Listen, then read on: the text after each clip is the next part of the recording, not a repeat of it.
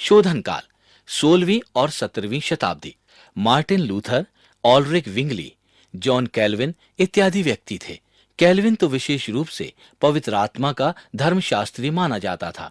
कैल्विनवाद आत्मा का हमें आत्मविश्वास देने पर दो तरीकों पर केंद्रित है, धर्म पुस्तक की प्रेरणा में और मुक्ति के हर पहलू में। मार्टिन लूथर, जॉन कैल्विन जैसे शोधक वास्तव में परमेश्वर की आत्मा और परमेश्वर के वचन के संबंध के बारे में बहुत कुछ बताते हैं। शोधक काल के बाद पुरिटेनिज्म काल था। पुरिटेनिज्म ईसाइयों का एक विशेष संप्रदाय था। जॉन ओवेन नामक एक व्यक्ति ने उन्नतिशील पवित्रीकरण, परमेश्वर की पहचान में बढ़ना, आत्मा का कार्य और हमारी पवित्रीकरण प्रक्रिया पर बहुत बातचीत की है। फिर हम आधुनिक काल में आते हैं, 18वीं शताब्दी से आज तक का समय। विद्या अभिमानीवाद में आत्मा का अध्ययन दूसरे सिद्धांतों से नीचे था। ये उतना आवश्यक नहीं था और मूल रूप से दूसरे सिद्धांतों के नीचे दिया था। आर्मीनियोनिज्म ने आत्मा की महानता पर बल देना कम किया था और इच्छा की स्वतंत्रता पर ज्यादा जोर दिया। आत्मा से ज्यादा ये मनुष्य के बारे में थी। आत्मा, इसमें हमें क्या परिज्ञान देता और क्या प्रज्वलित करता है, इसके विपरीत मनुष्य क्या करता है, इस पर ज्यादा जोर दिया गया। इसके बाद प्रवीणता काल आया। ये तो वास्तव में जॉन वेस्ली ही था। जॉन वेस्ली ने यह भी बताया कि विश्वासी कैसे इस जीवन में पूर्ण पवित्रीकरण का अनुभव करते हैं। आपके बचाए जाने के बाद पवित्र आत्मा का एक ही काम होता है कि इस धरती पर पूर्ण रूप से पवित्र हो जाए। ये तो वेस्ली था। वेस्ली के प्रचार के समय में ही जॉर्ज विटफील्ड नामक एक व्यक्ति भी प्रचार का कार्य कर रहे थे। फिर पुनर्जीवन काल था जो बहुत फैल रहा था। ये तो बहुत बड़ी जागरूकता थी। कई लोग यीशु मसीह को ग्रहण कर रहे थे और विटफील्ड ने आत्मा की भूमिका पर, नए जन्म पर और लोगों का यीशु मसीह पर विश्वास करने पर बहुत ज्यादा ध्यान केंद्रित किया। पर इन सभी सभाओं में नए जीवन में आत्मा की भूमिका से नए जीवन में मनुष्य की भूमिका तक एक परिवर्तन आया। चार्ल्स फिनले जैसा व्यक्ति घटनाक्रम में आया और हम आत्मा के कार्य को करवाने के लिए क्या करते हैं, इस पर बातें करना शुरू कर दिया।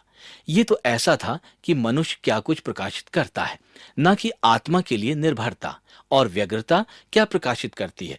तर्कवाद, मानवीय कारण, उत्कृष्ट नियम रीति, इसीलिए आत्मिक आधिकारिक नहीं है। आप आत्मा को सिद्ध नहीं कर सकते, इसीलिए किसी भी चर्चा में आत्मा का कोई अधिकार नहीं है। रोमनवाद चीजों को दूसरी ही ओर ले गया। रोमानवाद चीजों को दूसरी ही ओर ले गया। मनोभावों और अनुभवों पर ज्यादा बल दिया गया और सिद्धांतों और सत्य की अवहेलना की गई। और फिर आप जैसे 19वीं शताब्दी के अंत और 20वीं शताब्दी के शुरू में आते हैं तो औदार्यवाद आता है, जो धर्म पुस्तक की त्रुटिहीनता और प्रेरणा पर प्रश्न उठाता है। शायद जो भी धर्म पुस्तक हमें सिखाती है वो परमेश्वर के पवित्र आत्मा द्वारा प्रेरित नहीं है। ये रीतिहीत नहीं है, अचूक नहीं है, पूर्णतया सच नहीं है। और फिर 20वीं शताब्दी के शुरू में पेंटिकॉस्टलवाद आया। विलियम सेमोर नामक उपदेशक ने प्रचार शुरू किया, सभाएं की और पेंटिकॉस्टलवाद शीघ्रता से आगे बढ़ता गया, जिसकी विशेषताएं थी विभिन्न भाषाओं में बात करना, विश्वास द्वारा चंगाई, दुष्टात्माओं पर काबू करना। और वास्तव में 3 बड़ी शिक्षाएं शुरू हुई और अब ये पेंटिकॉस्टलिज्म की विशेषताएं हैं। जब आप ये शब्द सुनते हैं जो ये 3 शिक्षाएं हैं, कि पहली कि पवित्र आत्मा में बपतिस्मा धर्म परिवर्तन के बाद है। हम इसके बारे में बात करेंगे कि आपके धर्म परिवर्तन के बाद आपका दूसरा बपतिस्मा होता है, आत्मा में बपतिस्मा। दूसरा, भाषाओं में बात करना। आत्मा में बपतिस्मा की पहचान है। अगर आपका बपतिस्मा आत्मा में हुआ है तो आप भाषाओं में बात करेंगे। और फिर तीसरा, नए नियम में लिखी हुई सब आत्मिक भेंटें हमको तलाशनी है और आज उनका उपयोग करना है। भविष्यवाणी, चंगाई, भाषाओं में बात करना। 20वीं शताब्दी के मध्य में पेंटिकॉस्टलिज्म, जो मूलतः एक पंथ बन गया है, वास्तव में विभिन्न धार्मिक क्षेत्रों में विभिन्न तरीकों से व्याप्त होने लगा। कुछ ऐसे लोग थे जिन्हें गैर पेंटिकॉस्टल घोषित किया गया था। फिर नियो पेंटिकॉस्टल था, जो पेंटिकॉस्टल की नई तस्वीर थी, और इसी तस्वीर से कैरिज्मेटिक आंदोलन उत्पन्न हुआ। ये अपने आप में ही एक प्रकार का आंदोलन उत्पन्न हुआ। ये अपने आप में ही एक प्रकार का आंदोलन था जो पहले से ही विद्यमान पंथों जैसे लूथरन्स, एपिस्कोपेलियंस, मेथोडिस्ट में हो रहा था। विभिन्न पंथ, यहां तक कि कैथोलिक कलीसिया भी इस आंदोलन की प्रवृत्तियों का अनुभव करने लगी थी। मूल रूप से कैरिस्मेटिक आंदोलन नए नियम में मिलने वाले आत्मिक भेंटों जो आज कलीसियाओं में हैं, उनकी प्राप्ति की पुष्टि करता है। भाषाओं में बोलना, भविष्यवाणी, चंगाई और कई वो चीजें जिनके बारे में हम बात करने वाले हैं। सच्ची बात बताऊं तो मैं इस शब्द का प्रशंसक नहीं हूं। इसके कारण देखिए, पेंटिकॉस्टल और कैरिस्मेटिक में अंतर यह है कि कैरिस्मेटिक कई स्थानों पर दूसरे बपतिस्मा, आत्मा में बपतिस्मा की आवश्यकता के बारे में इतने कठोर नहीं है, और फिर दूसरे कई कैरिस्मेटिक्स इस बात में इतने कठोर नहीं है कि विभिन्न भाषाओं में बोलना आत्मा में बपतिस्मा लेने का चिन्ह है। फिर 1980 के मध्य में, 1980 के शुरू में आंदोलन का एक तीसरा तरीका शुरू हुआ, जिसने नए नियम की आत्मिक भेंटों की पुष्टि के साथ साथ चमत्कारों, अद्भुत वस्तुओं और चिन्हों पर ज्यादा बल दिया। जॉन विम्बर, जो पूर्ण रूप से एक आध्यात्मिक विद्या के शिक्षक थे, उन्होंने इन चिन्हों के बारे में बताया था कि जब हम बाइबल के प्रचार का कार्य करते हैं तो ये चिन्ह और अद्भुत चीजें इसके साथ ही रहती हैं। और वास्तव में इसी से विनयार्ड मूवमेंट शुरू हुआ। मैं अनुमान लगा रहा हूं कि आप इससे परिचित हैं। ये तो तीसरे प्रकार के आंदोलन से आई थी। अब आप सोच रहे हैं कि आखिर बात क्या है, आप ये सब हमारे साथ क्यों बांटना चाहते हैं। मैं इन कारणों से सोचता हूं कि हमारे लिए संक्षेप में चर्च इतिहास को समझना जरूरी है। पहला कारण, क्योंकि यह हमें सावधान करता है। हम पहले ऐसे व्यक्ति नहीं हैं जो इन विषयों के बारे में सोच रहे हैं, और हम 2000 सालों से ज्यादा पीछे पलटकर उन स्थानों और क्षेत्रों को देखें जहां पर परमेश्वर के लोगों ने उसके वचन को पीछे छोड़ दिया था। कलीसिया के इतिहास की ये तस्वीर और कलीसिया इतिहास को समझना हमारी सहायता करता है। ये तो हमारी सहायता करने के लिए दिशा निर्देशक है। निश्चित करिए कि हम ठीक मार्ग पर रहें। ये हमें सावधान करती है, ये हमें विनम्र बनाती है। मैं आज पवित्र आत्मा के बारे में सारे प्रश्नों का पूर्ण रूप से जवाब देकर इस चित्रांकन को सुलझाने का दावा नहीं करता हूं। मैंने पहले भी कहा था कि अगर आप यहां परमेश्वर के सिद्धांतों के लिए आए हैं तो मैं पहला व्यक्ति हूंगा ये स्वीकार करने के लिए कि मेरे धर्म अध्ययन में कई त्रुटियां हैं और कई जगहों पर मैं गलत भी होता हूं। समस्या केवल यह है कि मुझे मालूम नहीं है कि ये सब कहां पर है। इसीलिए प्रोत्साहित हो जाइए कि जो कुछ भी आप सुने, आशा पूर्वक वो सच हो। पर वास्तविकता यह है कि कई विषय जो वास्तव में मसीहत के विषय हैं बहुत जरूरी हैं। दूसरे कई विषय ऐसे हैं जिनकी कई विभिन्न चीजों पर कलीसिया में एक राय नहीं है। मैं इस तथ्य को बिल्कुल छोड़ देता हूं, क्योंकि जरूरी नहीं है कि प्रत्येक व्यक्ति इससे सहमत हो। इसीलिए हम उन चीजों को प्रत्यक्ष में लाएंगे। ठीक है, बिल्कुल विनम्र बनिए। पर यह बहुमूल्य चित्रांकन हमें हमारे हाथ ऊपर उठाकर ये नहीं कहते कि इसका प्रयत्न भी क्यों करना चाहिए, क्योंकि वास्तविकता यह है कि पिछले 2000 सालों से परमेश्वर के लोगों के पास परमेश्वर का वचन है और उनके अंदर परमेश्वर का आत्मा। आत्मा तो अच्छा है, वो हमारी अगुवाई करेगा। उसका एक संपूर्ण उद्देश्य हमें सच्चाई में ले जाना है। इसीलिए हम में बहुत सारा आत्मविश्वास होना चाहिए। हम इस चित्रांकन और वचन को गूढ़ता से देखेंगे कि आत्मा अच्छा है और वो हमारी एक साथ सत्य की ओर अगुवाई करता है। ये कहने के साथ ही अब हम शुरू करते हैं। पवित्र आत्मा एक व्यक्ति, वो कौन है? आत्मा धर्म पुस्तक में इस शब्द का प्रयोग 5 साधारण तरीके से आत्मा शब्द धर्म पुस्तक में आया है। पहला, एक प्राकृतिक तरीका। कभी कभी धर्म पुस्तक में हवा की बात होती है और यही शब्द अक्सर पवित्र आत्मा के लिए भी प्रयुक्त होता है। हवा एक प्राकृतिक शब्द। दूसरा, एक दिव्य प्रयोग। दुष्ट आत्माएं तो होती हैं। तीसरा, मानवीय जीवन। हमारे पास हमारी आत्मा या सांस है। मानवीय भाव। धर्म पुस्तक में प्रेम का आत्मा या विवेक का आत्मा होना, यह शब्द प्रयुक्त होता है। और फिर दैविक प्रयोग, परमेश्वर का आत्मा या पवित्र आत्मा। और कभी कभी जैसे यूहन्ना के अध्याय 4 में जब यीशु मसीह ने कहा कि परमेश्वर आत्मा है और उसकी आराधना करने वाले आत्मा और सच्चाई से करें। यहां पर यह नहीं कहा जा रहा है कि परमेश्वर पवित्र आत्मा है, लेकिन ये कहा जा रहा है कि परमेश्वर आत्मा है। ये परमेश्वर का एक लक्षण है। इसीलिए कभी कभी मैं इसे दैविक लक्षण मानता हूं कि परमेश्वर आत्मा है। परमेश्वर का आत्मा और पवित्र आत्मा, पूरे धर्म पुस्तक में लगभग 100 बार इस शब्द का प्रयोग किया गया है। लेकिन नए नियम में इस शब्द का ज्यादा प्रयोग किया गया है। परंतु फिर ये और भी कई प्रकार से प्रयुक्त हुआ है जो इसे थोड़ा चुनौतीपूर्ण बनाते हैं। इसीलिए विभिन्न अनुवादों में आप आत्मा शब्द को बड़े अक्षरों में देखेंगे और कभी बड़े अक्षरों में नहीं। अनुवादक ये पता लगाने का प्रयत्न करते हैं कि वास्तव में ये क्या है। क्या ये आत्मा के रूप में परमेश्वर के लक्षण का संदर्भ है? क्या ये पवित्र आत्मा का संदर्भ है? क्या ये किसी और चीज का संदर्भ है? इसीलिए ये एक प्रकार से चुनौती देता है। लेकिन धर्म पुस्तक इसी तरह आत्मा शब्द को प्रयुक्त करती है। मैं चाहता हूं कि हम पवित्र आत्मा के व्यक्ति के 4 पहलुओं के बारे में सोचें। वो कौन है? पहला, उसका व्यक्तित्व। आत्मा क्या है? आत्मा कोई बल नहीं है। आत्मा कोई जादू का बल नहीं है। जादू की शक्ति नहीं है। हम कई बार आत्मा को इस प्रकार से देखते हैं, एक अव्यक्तिगत बल के रूप में, और इसीलिए अक्सर लोग पवित्र आत्मा के बारे में बात करते हैं। ये बल, ये शक्ति कार्य करती है। आप लूका 4:14 और प्रेरितों के काम 10 को देखें। आप देखते हैं कि आत्मा में बल है, पर यहां पर आत्मा के लिए सामर्थ्य शब्द का प्रयोग करें। आप गलीली में सामर्थ की सामर्थ्य में लौट जाएंगे। धर्म पुस्तक ये नहीं कहती।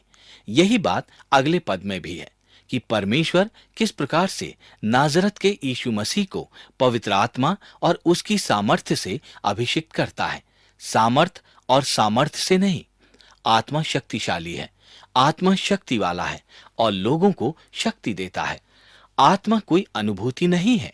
ये तो आत्मा को मनुष्य के एक व्यवहार के बराबर बना देता है। कई बार हम परमेश्वर के आत्मा को ऐसे देखते हैं जैसे ये बड़े दिन या फिर इसकी या उसकी आत्मा हो।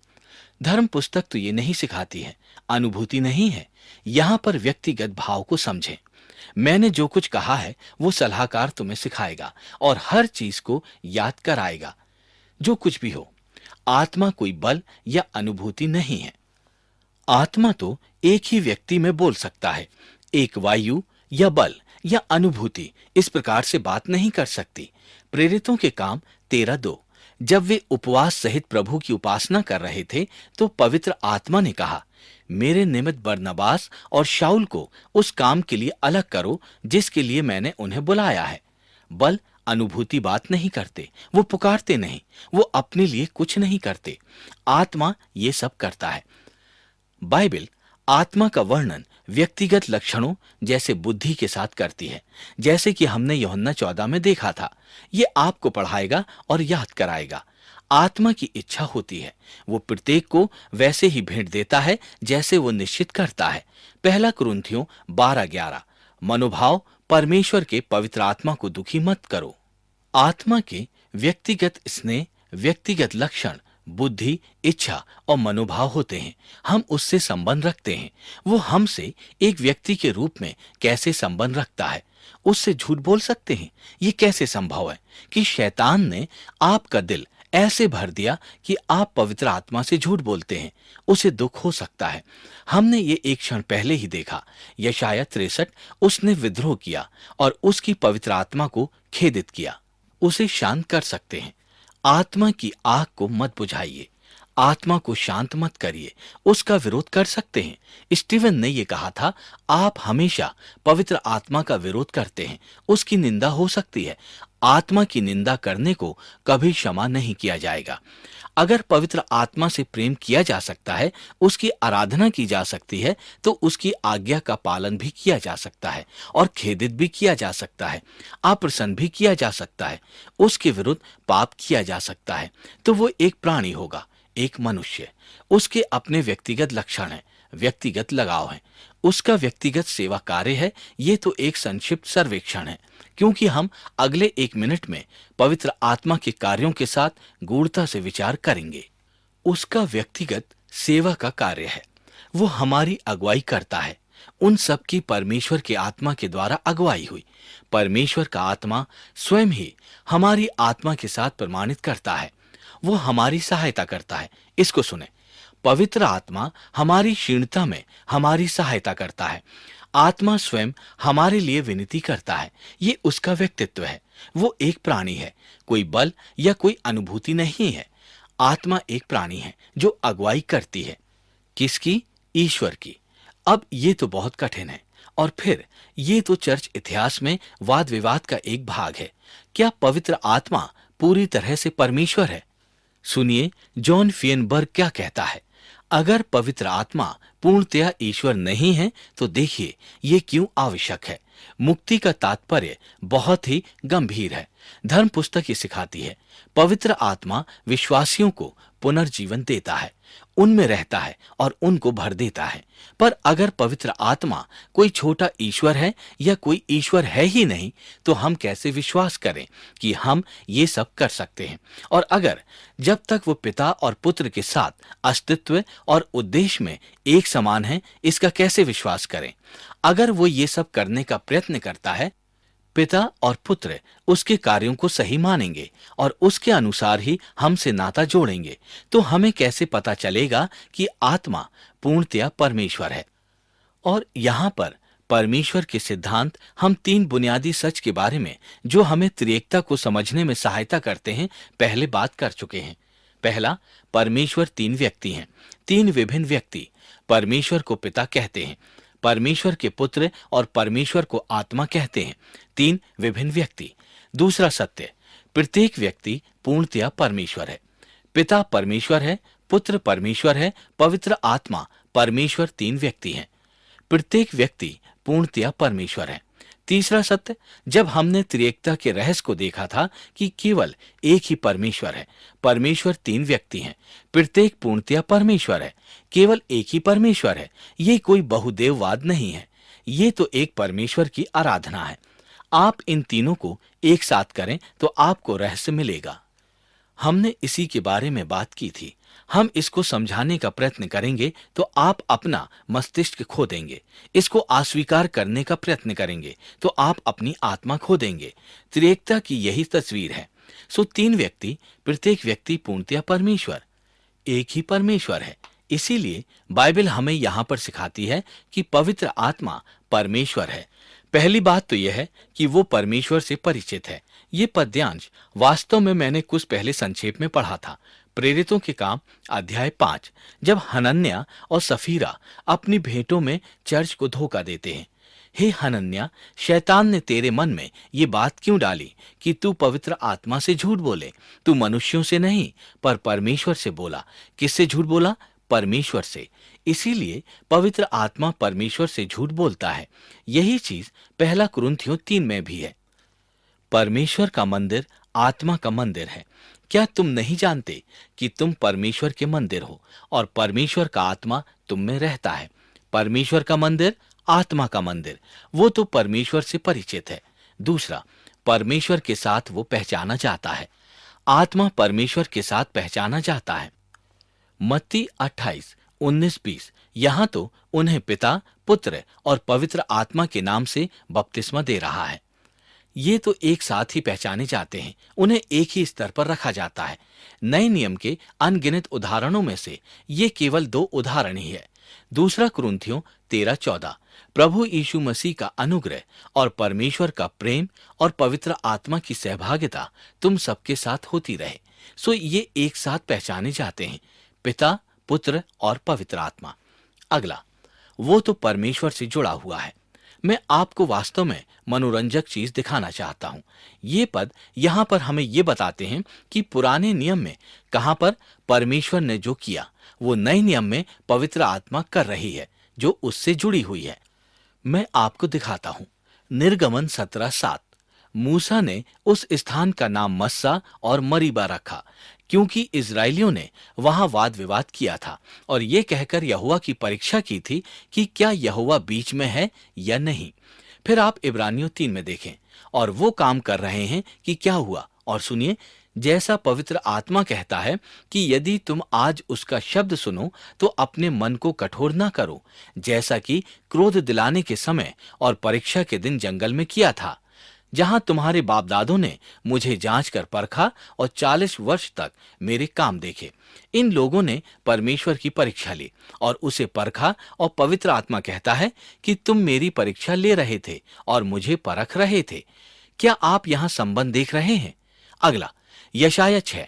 जब परमेश्वर यशाया को कार्य अधिकार देता है, वो कहता है, मैंने प्रभु का ये वचन सुना कि मैं किसको भेजूं और हमारी ओर से कौन जाएगा।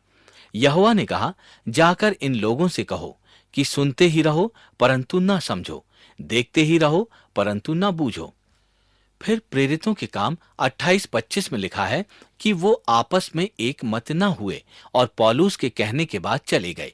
पवित्र आत्मा ने यशाया भविष्यवक्ता द्वारा तुम्हारे बाप दादों से सच कहा था कि जाकर इन लोगों से कह कि सुनते तो रहोगे पर समझोगे नहीं।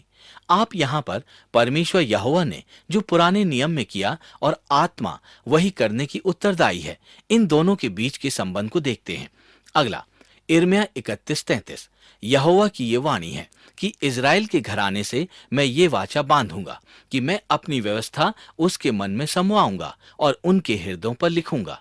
और इसी पद्यांश के अंत में देखें, क्योंकि मैं उनका अधर्म क्षमा करूंगा और उनका पाप फिर स्मरण न करूंगा। फिर आप इब्रानियों की पुस्तक में देखें, जो पुराने नियम के काल्पनिक चित्रों से भरा हुआ है, और इब्री लोग कहते हैं कि पवित्र आत्मा भी हमें इस बात को प्रमाणित करता है। पहले तो वो ये कहता है, फिर वो यिर्मयाह में जो परमेश्वर यहोवा ने कहा था वो कहना शुरू कर देता है। सो परमेश्वर से संबंधित है और परमेश्वर के साथ उसकी पहचान है। वो परमेश्वर के बराबर है, परमेश्वर से वो जुड़ा हुआ है। और फिर आत्मा परमेश्वर के लक्षण रखता है। आत्मा सर्वव्यापक है। मैं तेरी आत्मा से भागकर किधर जाऊंगा? मैं तेरी उपस्थिति से भागकर कहां जाऊंगा? वो तो सर्वव्यापक है। हम जहां होते हैं वो वहीं होता है। वो तो सर्वज्ञ है। आत्मा हर चीज को खोजता है, यहां तक कि परमेश्वर की गूढ़ बातों को भी। पहला कुरिन्थियों 2:10। हम इसे थोड़े देर में देखेंगे। केवल परमेश्वर का आत्मा ही परमेश्वर के विचारों को जानता है। परमेश्वर के आत्मा को वो सब पता है जो पिता को पता है। वो सर्वज्ञ है। तीसरा, वो सर्वशक्तिमान है। पवित्र आत्मा आप पर आएगा और सर्वशक्तिमान की शक्ति आप पर छा जाएगी, और यही पवित्र आत्मा का आप पर उतरने का चित्रांकन है। परमेश्वर यहोवा आप पर आ रहा है और फिर वो शाश्वत है। इब्रानियों 9:14। मसीह का लहू जिसने अपने आप को सनातन आत्मा के द्वारा परमेश्वर के सामने निर्दोष चढ़ाया, वो तो शाश्वत है। ये सारी चीजें जो उसके पास है वो किसी और के पास नहीं, केवल परमेश्वर के पास ही हो सकती है। कोई और सर्वव्यापक, सर्वज्ञ और सर्वशक्तिमान और शाश्वत नहीं है, केवल परमेश्वर ही है। और आत्मा इन लक्षणों का प्रतीक है। वो परमेश्वर का कार्य करता है, वो परमेश्वर की बातें करता है। ये चित्रांकन और आत्मिक वरदान हम बाद में देखेंगे। वो परमेश्वर का उद्धार लाता है। तीतुस 3:5। इसके अंत में उसने हमें नए जन्म के स्नान और पवित्र आत्मा द्वारा बचाया। वो परमेश्वर का उद्धार लाता है। वो परमेश्वर के वचन को प्रेरित करता है। पूरी धर्म पुस्तक पर आत्मा की श्वास है। ये सब चीजें हैं। क्या परमेश्वर के अतिरिक्त कोई और उद्धार ला सकता है? क्या परमेश्वर को अतिरिक्त कोई और परमेश्वर के वरदान बांट सकता है? क्या परमेश्वर के अतिरिक्त कोई और परमेश्वर के वचन को प्रेरित कर सकता है? अंत में मेरे पास एक प्रश्न है कि इस्लाम धर्म के बारे में क्या है। मैंने ये इसीलिए कहा कि आज धार्मिक वाद विवाद की भूदृश्य पर यह सारा चित्रांकन कहाँ ठीक से बैठता है। इस्लाम धर्म त्रिएकता को अस्वीकारता है। इस्लाम धर्म में कई पद्यांश सम्मिलित किए गए हैं। हमें यह स्पष्ट होना चाहिए, ये आपकी पुस्तक में उसी जगह पर है जहां दूसरे पद्यांश हैं, पर ये उस जगह किसी और चीज के अधिकृत नहीं है। मैं चाहता हूं कि आप सुने ये क्या कहता है। तीसरा वाक्य, मसीहा मरियम का पुत्र यीशु, अल्लाह के दूत और उसके वचन जो उसने मरियम को दिया, उसके द्वारा एक आत्मा से ज्यादा कुछ भी नहीं था। इसीलिए आप अल्लाह और उसके दूतों में विश्वास करिए और तीन मत कहिए। अल्लाह तो एक ही खुदा है। अल्लाह मना करता है कि उसके पास एक बेटा है। इस्लाम त्रिएकता को अस्वीकारता है और आत्मा को आपदस्थ करता है। हम मरियम के पास आरूहा आत्मा जिब्राइल दूत को भेजते हैं। ये लोग मूल रूप से जिब्राइल के रूप में आत्मा को पहचानते हैं जो मनुष्य के रूप में मरियम के सामने आया था। इसीलिए ये जानने के लिए कि ये चित्रांकन कहाँ फिट बैठता है और आप जैसे जैसे सुसमाचार के साथ दूसरे देशों में जाएंगे तो ये मसीहत और धर्म पुस्तक की शिक्षाओं और इस्लाम की शिक्षाओं के बीच एक बड़ा अंतर होगा। अब मैं यहाँ पर कुछ ऐसा कहूंगा जिसको आप सप्ताहों तक अनावृत कर सकते हैं। अगले कथन पर बहुत शीघ्रता से बढ़ेंगे। व्यवस्था विवरण 29-29 परमेश्वर की गुप्त बातों की बातें करता है। टोजर ने कहा था, यहाँ पर हमें सावधान होने की आवश्यकता है। स्वयं पर निर्भर करके हम तुरंत ही परमेश्वर को प्रबंधनीय शब्द के लिए छोटा कर देते हैं। हम उसको वहीं लाना चाहते हैं जहां हम उसका प्रयोग कर सकें, या कम से कम ये जानते हैं कि जब हमें उसकी आवश्यकता पड़ेगी तो वो हमें कहाँ मिलेगा। हम एक ऐसा परमेश्वर चाहते हैं जिसे कुछ मायने में हम नियंत्रित कर सकें। हमें सुरक्षा की भाषाओं की आवश्यकता होती है जो हमें परमेश्वर किस प्रकार का है ये जानकर मिलती है। वो तो एक सम्मिलित की तरह है। सारी धार्मिक चित्रांकन जो हमने देखे हैं, सारे उत्तम व्यक्ति जो हमने देखे या जिनके बारे में सुना है, जो भी उत्तम विचार जो हमने पसंद किए हैं, अगर ये सब आधुनिक वचनों के विभिन्न लगते हैं तो केवल इसीलिए कि आधी शताब्दी तक हमने परमेश्वर को स्वीकृत ही माना है। मनुष्य की इस पीढ़ी को परमेश्वर की महिमा प्रकट ही नहीं हुई है। जे रॉडमैन विलियम्स ने कहा, क्योंकि सारा मसीही सिद्धांत परमेश्वर से संबंध रखता है जो अंततः हमारी समझ से परे है। वो तो अवश्य ही किसी ज्ञान अतीत तत्व के रहस्य के द्वारा मानवीय समझ के अनुसार कम नहीं किया जा सकता। फिर भी इन सीमाओं के अंदर धर्मशास्त्र विषयक के प्रयत्न जारी रखने चाहिए। जॉन कैल्विन द्वारा कहा यह कथन मेरा मनपसंद है। मनुष्य अपनी सारी चतुराई के साथ अपने आप से परमेश्वर के रहस्य को समझने के लिए एक गधे की तरह मूर्ख है। जैसे कि एक गधा संगीत को सामंजस्य को समझने में असमर्थ है। मैंने वो नहीं लिखा जो ये कथन वास्तव में कहता है, क्योंकि मुझे अपनी नौकरी की परवाह है। धन्यवाद, जॉन कैल्विन। पहला कुरिन्थियों 4:1 मनुष्य हमें मसीह के सेवक और परमेश्वर के भेदों के भंडारी समझे। जब आप कहते हैं भेद तो उससे क्या समझते हैं? यहाँ पर शब्दावली काम आएगी। परस्पर विरोधी एक दशा है जिसमें दो चीजें एक दूसरे के विरुद्ध होती हैं। ये कहना कि कोई चीज ए है और उसी के साथ ए नहीं है, इसको ध्यानपूर्वक देखेंगे तो ये सच होगा। इन सब चीजों के बारे में ब्रुक हिल्स में हम बात कर चुके हैं। जब मैं निर्बल होता हूं तभी मैं बलवंत होता हूं, ये तो असत्याभास है। एंटीमनी दो विचारों या सिद्धांतों का योग है जिसमें से हर एक अपने आप में ठीक है, पर हम उनमें सामंजस्य नहीं बिठा सकते। ये एक ऐसा माध्यम है जिसे जे पैकर ने अपनी महान पुस्तक evangelism and sovereignty of God में प्रयोग किया है। दृष्टांत के लिए वो प्रकाश का प्रयोग करता है। प्रकाश तरंगों का या कणों का बना है। उत्तर है हाँ। अब आप इसको साथ कैसे लाएंगे? ये एक एंटीमनी है, एक भेद। इसे हम काल्पनिक सत्य करके पुकारते हैं। यह विरोधाभास नहीं है, सत्य है जिससे मानवीय बुद्धि नहीं और एंटीमनी सम्मिलित है। पर सत्य यही है और हम केवल सिद्धांतों या धार्मिक सत्यों के बारे में ही नहीं सोच सकते। जब भी हमें समझने के लिए कोई कठिन चीज मिलती है जिसे हम समझ नहीं पाते, तो हम ये कहकर छुटकारा नहीं पा सकते कि ये तो रहस्य होगा। पर कोई चीज ऐसी है जो रहस्य है। जब आप असीमित परमेश्वर के बारे में सोचते हैं जिसे हम सच मानते हैं, विरोधी नहीं है। हम विरोधाभास की बात नहीं कर रहे हैं, पर सत्य की, जिसे हमारी आंख समझ नहीं पाती। इसीलिए हम इन रहस्यों के बारे में जानेंगे। त्रिएक परमेश्वर की महान इच्छा, परमेश्वर और बुराई। त्रिएकता। टोजर ने कहा था, परमेश्वर के तीन व्यक्तित्व के बारे में चिंतन करना मानव विचारों के बगीचे में पूर्व की ओर जाकर जमीन को खोदने की तरह है। त्रिएकता के रहस्य को, न समझ में आने वाले रहस्य को पकड़ने की क्षमता के सच्चे उल्लेखों द्वारा ही इसे वास्तविक परिकल्पना से बचाया जा सकता है। हम त्रिएक परमेश्वर को जानते हैं और ये शब्द बाइबल में कहीं भी नहीं आया है, परंतु शुरू से लेकर अंत तक बाइबल इसकी शिक्षा देती है। अगर आप मेरे से त्रिएकता की व्याख्या करने को कहें तो मैं आपके सामने तीन बुनियादी तथ्य रखूंगा। तीन तथ्य जो त्रिएकता को समझाते हैं। ये कैसे एक दूसरे से संबंधित हैं और ये एक रहस्य है, पर ये तीन तथ्य हैं। याद रखिए, जब हम रहस्यों की बात करते हैं तो मेरे पिता ने मुझे कुछ उत्तम सलाह दी थी कि जब तुम्हें पता ना हो कि क्या करना है तो ये करो जो तुम्हें पता है। आप जो अब कर रहे हैं उस पर ध्यान केंद्रित करें। हमें ये बातें पता है। पहली, परमेश्वर तीन व्यक्ति हैं। तीन व्यक्ति। धर्म पुस्तक में परमेश्वर के बारे में बहुवचन सर्वनामों के द्वारा लिखा है। उत्पत्ति 1, हम मनुष्य को अपने स्वरूप में बनाएं। यशाया में, किसको भेजूं और हमारे लिए कौन जाएगा। परमेश्वर का बहुवचनीय रूप बहुवचन सर्वनामों के साथ। पिता, पुत्र और पवित्र आत्मा व्यक्ति हैं। यही मुख्य बात है। जब हम परमेश्वर पिता के बारे में सोचते हैं तो वो एक व्यक्ति है और हम एक व्यक्ति के रूप में परमेश्वर एक आत्मा के बारे में बात कर चुके हैं। हमारे पास परमेश्वर पिता, परमेश्वर पुत्र और परमेश्वर पवित्र आत्मा है।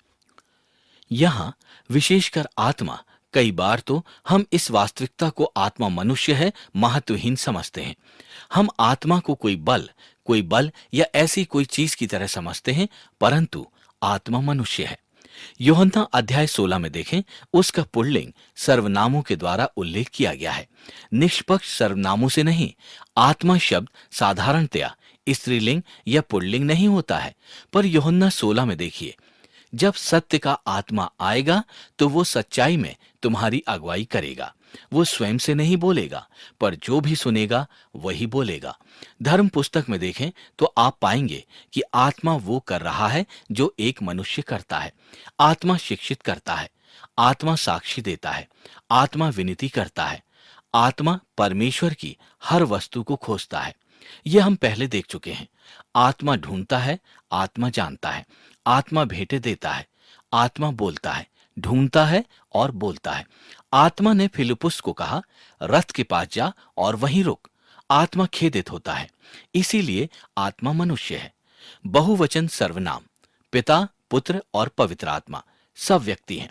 इसके साथ ही पिता, पुत्र और पवित्र आत्मा भिन्न भी हैं। अब ये तो देखना जरूरी है। मत्ती 3 में देखें, यीशु का बपतिस्मा। आप त्रिएकता के सभी तीन व्यक्ति यहां देखेंगे। आप यीशु मसीह का बपतिस्मा होते देख रहे हैं। परमेश्वर का आत्मा कबूतर की तरह उस पर उतरा। ये आकाशवाणी हुई, पिता ने कहा, ये मेरा पुत्र है जिससे मैं अत्यंत प्रसन्न हूं। एक महान कार्य का बपतिस्मा पिता, पुत्र और पवित्र आत्मा के नाम से हुआ। ये यहां पर तीनों में अंतर दिखाता है। यही चीज इफिसियों 4 और पहला पत्रस 1 में भी है। पुत्र पिता से भिन्न है, आत्मा पुत्र से भिन्न है और पिता आत्मा से भिन्न है। ये सब एक दूसरे से भिन्न है। इसीलिए सच नंबर 1, परमेश्वर तीन व्यक्ति हैं, ये बुनियादी है। सच नंबर 2, प्रत्येक व्यक्ति पूर्णतया परमेश्वर है। धर्म पुस्तक यही सिखाती है, परमेश्वर पिता पूर्णतया परमेश्वर है। मसीहत के इतिहास में इस पर कभी भी वाद विवाद नहीं हुआ। मत्ती के अध्याय 6 के कुछ पद हैं जो बताते हैं कि पिता पूर्णतया परमेश्वर है, आंशिक रूप से पवित्र आत्मा नहीं है। परमेश्वर पिता पूर्णतया परमेश्वर, परमेश्वर पुत्र पूर्णतया परमेश्वर है। मैं आपको प्रोत्साहित करूंगा कि हमें यह जानने की आवश्यकता है कि हम ये विश्वास क्यों करते हैं कि पुत्र पूर्णतया परमेश्वर है। अगर मैं आपसे कहूं कि आप हर वो पद लिखें जो बताते हैं कि पुत्र पूर्णतया परमेश्वर है, तो आप कितने पद लिख सकेंगे? मैं आपसे ये इसलिए पूछ रहा हूं क्योंकि मैं सोचता हूं कि आप यीशु मसीह के ईश्वरत्व और यीशु मसीह के मनुष्य होने के बारे में समझने की जब बात करते हैं तो आज कलीसिया में एक अकाल पड़ा हुआ है और हमें यह जानने की आवश्यकता है। यही हमारे विश्वास की कुंजी है। जैसा कि हम देखने जा रहे हैं, फिलिपियों 2 अध्याय 5 से 11। ये तो परमेश्वर की प्रकृति के अस्तित्व पर एक महान पद्यांश है। वो परमेश्वर है। इस छोटे से पद्यांश में 4 सत्य निहित हैं। परमेश्वर के स्वरूप में होकर भी परमेश्वर के बराबर होने के लिए अपने आप को शून्य कर दिया और दास का स्वरूप धारण किया और मनुष्य की समानता में हो गया। अब परमेश्वर का मनुष्य की समानता में होना और मनुष्य के रूप में प्रकट होकर अपने आप को दीन किया और यहां तक आज्ञाकारी रहा कि मृत्यु, हां क्रूस की मृत्यु भी सह ली। वो परमेश्वर है, वो मनुष्य है, वो उद्धारक है। परमेश्वर ने उसे अति महान भी किया और उसको वो नाम दिया जो सब नामों में श्रेष्ठ है, कि जो स्वर्ग में और पृथ्वी पर और जो पृथ्वी के नीचे हैं वे सब यीशु के नाम पर घुटना टेकें और हर एक जीव अंगीकार कर ले कि यीशु मसीह ही प्रभु है। वो प्रभु है, वो परमेश्वर है, वो मनुष्य है, वो फिलिपियों 2:5-11 में लिखी हुई हर चीज है। इब्रानियों 1:3 वो उसके अस्तित्व की छाप है। वो हमारा महान प्रभु है और उद्धारक यीशु मसीह है। हम यूहन्ना और यूहन्ना ने उसकी मानवता को किस प्रकार से बल दिया है इसके बारे में पहले बात कर चुके हैं। यूहन्ना 20:28 थोमा यीशु मसीह के चरणों में झुककर बोला, हे मेरे प्रभु, हे मेरे परमेश्वर। परमेश्वर पिता पूर्णतया परमेश्वर है, परमेश्वर पुत्र पूर्णतया परमेश्वर है और परमेश्वर आत्मा पूर्णतया परमेश्वर है। ये तो परमेश्वर को परमेश्वर के आत्मा के बराबर करना है। प्रेरितों के काम अध्याय 5 में तुमने मनुष्य से नहीं परमेश्वर से झूठ बोला है। जब हनन्या और सफीरा ने पवित्र आत्मा से झूठ बोला था, हम पहले देख चुके हैं कि आत्मा सर्वव्यापक है, आत्मा सर्वज्ञ है। परमेश्वर आत्मा इसी तरह से परमेश्वर है। इसीलिए यह तथ्य नंबर दूसरा है। परमेश्वर 3 व्यक्तियों में पहला। दूसरा, हर व्यक्ति पूर्णतया परमेश्वर है। तथ्य नंबर 3, केवल एक परमेश्वर है, एक परमेश्वर। यहां इजरायलियों से वो कहता है कि मैं ही तुम्हारा प्रभु परमेश्वर हूं, कोई और दूसरा नहीं है। परमेश्वर इसको बिल्कुल स्पष्ट कर देता है। परमेश्वर एक है, इसके बारे में पूरे धर्मशास्त्र में शुरू से आखिर तक कोई भी प्रश्न नहीं है। हम बहुत से परमेश्वरों की बात नहीं कर रहे हैं। इन तीनों तथ्यों को एक साथ सम्मिलित करना एक रहस्य है। हर तथ्य है कि परमेश्वर 3 व्यक्ति हैं। हर एक व्यक्ति पूर्णतया परमेश्वर है, एक परमेश्वर है। त्रिएकता विरोधाभास नहीं है। इसीलिए हमने शुरू में थोड़ी सी शब्दावली का प्रयोग किया था। जब हम परमेश्वर के 3 व्यक्ति और एक ही परमेश्वर होने की बात करते हैं तो हमें यह समझना चाहिए कि परमेश्वर की त्रिएकता और एक होना विभिन्न चीजें हैं। परमेश्वर 3 है, ये एक प्रकार से परमेश्वर एक ही है से भिन्न है। हम ये नहीं कह रहे हैं कि उसका एक होना या 3 होना दोनों एक समान है। परमेश्वर एक ही समय में एक नहीं और एक है, वो 3 में एक है। दूसरा, धर्म पुस्तक जो चित्रांकन दिखाती है वो है कि त्रिएक शाश्वत है। मेरा यह कहने का मतलब है कि आपके पास वो पद है, त्रिएकता का एक मनुष्य अनियमित समय पर अस्तित्व में नहीं आया। पिता सर्वदा परमेश्वर रहा है और रहेगा। पुत्र सर्वदा परमेश्वर रहा है और रहेगा। आत्मा सर्वदा परमेश्वर रहा है और रहेगा। तीसरा, त्रिएकता के तीनों व्यक्तियों के कार्य भिन्न हैं। मुख्य बात यह है कि विभिन्न समयों में ये विभिन्न काम करते हैं, पर इसका ये मतलब नहीं है कि कई बार पुत्र पिता के अधीनस्थ काम करता है, और ये जरूरी नहीं है। जब हम यीशु मसीह के सुसमाचारों में पिता की आज्ञा मानते देखते हैं तो वो काम करने के लिए पिता के अधीन है, पर इसका ये मतलब नहीं है कि उस समय वो परमेश्वर से कम है। इसी तरह यीशु मसीह कई बार कार्य करने के लिए जरूरी नहीं है कि आत्मा पर निर्भर करे। लूका 4:1 में यीशु मसीह की आत्मा ने अगुवाई की। इसका अर्थ है कि विभिन्न कार्य के लिए वो आत्मा पर निर्भर है, जिसका ये अर्थ नहीं होता कि उस समय वो परमेश्वर से कम नहीं है। आप सृष्टि के बारे में सोचें, वो तो सब विभिन्न तरह से कार्य कर रहे हैं। परमेश्वर पिता बात कर रहा है, परमेश्वर का आत्मा जल के ऊपर मंडलाता है। उद्धार को सोचें, परमेश्वर पिता योजना बनाता है, परमेश्वर पुत्र आज्ञा मानता है। पिता ने क्रूस पर बलि नहीं दी, आत्मा ने आकर क्रूस पर बलि नहीं दी, पुत्र ने क्रूस पर मृत्यु सही। परमेश्वर पुत्र आज्ञा मानता है, परमेश्वर आत्मा हमारे जीवन में उद्धार को लागू करता है। विभिन्नताएं ये हैं, पिता पुत्र और पवित्र आत्मा लक्षणों में बराबर हैं, सारे तत्वों में बराबर हैं। त्रिएकता में कोई व्यक्ति ऐसा नहीं है जो अपने आप में छोटा हो। दूसरा, पिता पुत्र और पवित्र आत्मा अपने संबंधों में विभिन्न हैं। वो एक दूसरे से विभिन्न रूप से संबंध रखते हैं। जैसा कि हमने देखा कि पुत्र पिता के अधीन है और पुत्र आत्मा पर निर्भर है।